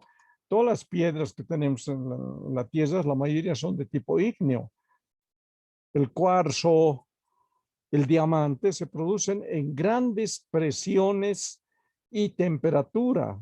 Y eso es cerca de los volcanes. Estamos viendo ahora nomás cómo está un volcán sacando lava en las Islas Canarias, en La Palma. Y los vulcanólogos están locos viendo cómo sale, cómo se va enfriando y siguen saliendo. Ahorita están en un curso vivo en las Islas Canarias. Hace 3 semanas que está un volcán botando. Claro, ha destruido más de 500 casas porque La Palma es un volcán, así. Y la gente ha vivido alrededor. Y claro, ahora está cayendo la lava y va pues, hacia las casas. Hace 50 años que no había volcanes allá, la gente vivía tranquila, ahora están desesperados porque las casas están quemándose con la lava, ¿no? Pero ahí están sacando los geólogos y los vulcanólogos lava viva, roja, así todavía para hacer sus análisis, su densidad y tanta cosa que no puedes conseguir así de fácil en otro lado, ¿no? Bueno, perdón. Ya hasta la garganta ya se está sacando tanto hablar. Bueno, bien, si no hay nada más, nos quedamos aquí.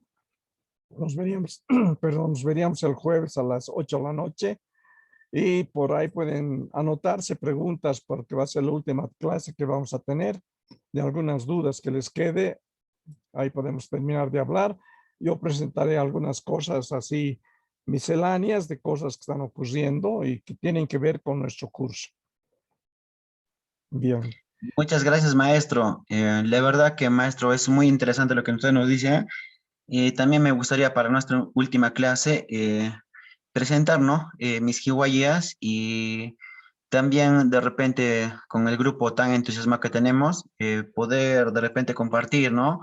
Este conocimiento, porque lo que yo me doy cuenta de su persona, maestro, es que usted nos imparte mucho conocimiento y es muy valorable, maestro. La verdad, para mi persona desde la ciudad del Cusco, yo la verdad me siento muy halagado por esto de que aprendo bastante y más que aún que es un libro abierto usted, maestro, y nada más que decirle un abrazo a la distancia y que nuestra Pachamama, Taita Inti, Mamaquilla, Chasca, Guaira, le ilumine, maestro, y que nos siga nutriendo de conocimiento y también agradecer por este grupo tan bonito que tenemos, maestro. Que tenga buenas noches, maestro, y hasta la próxima clase que gustoso yo lo voy a traer en mis jiwayas, maestro. Gracias, Muy maestro. bien, sí, nos gustaría verlas.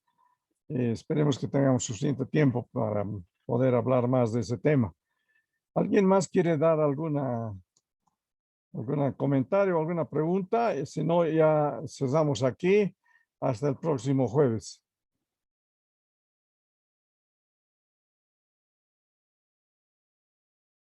Bueno, no hay nadie más. Nos despedimos. Buenas noches. Que las pasen bien. Ya nos vemos el jueves. Bien, vamos a ir cesando esto. Gracias, maestro.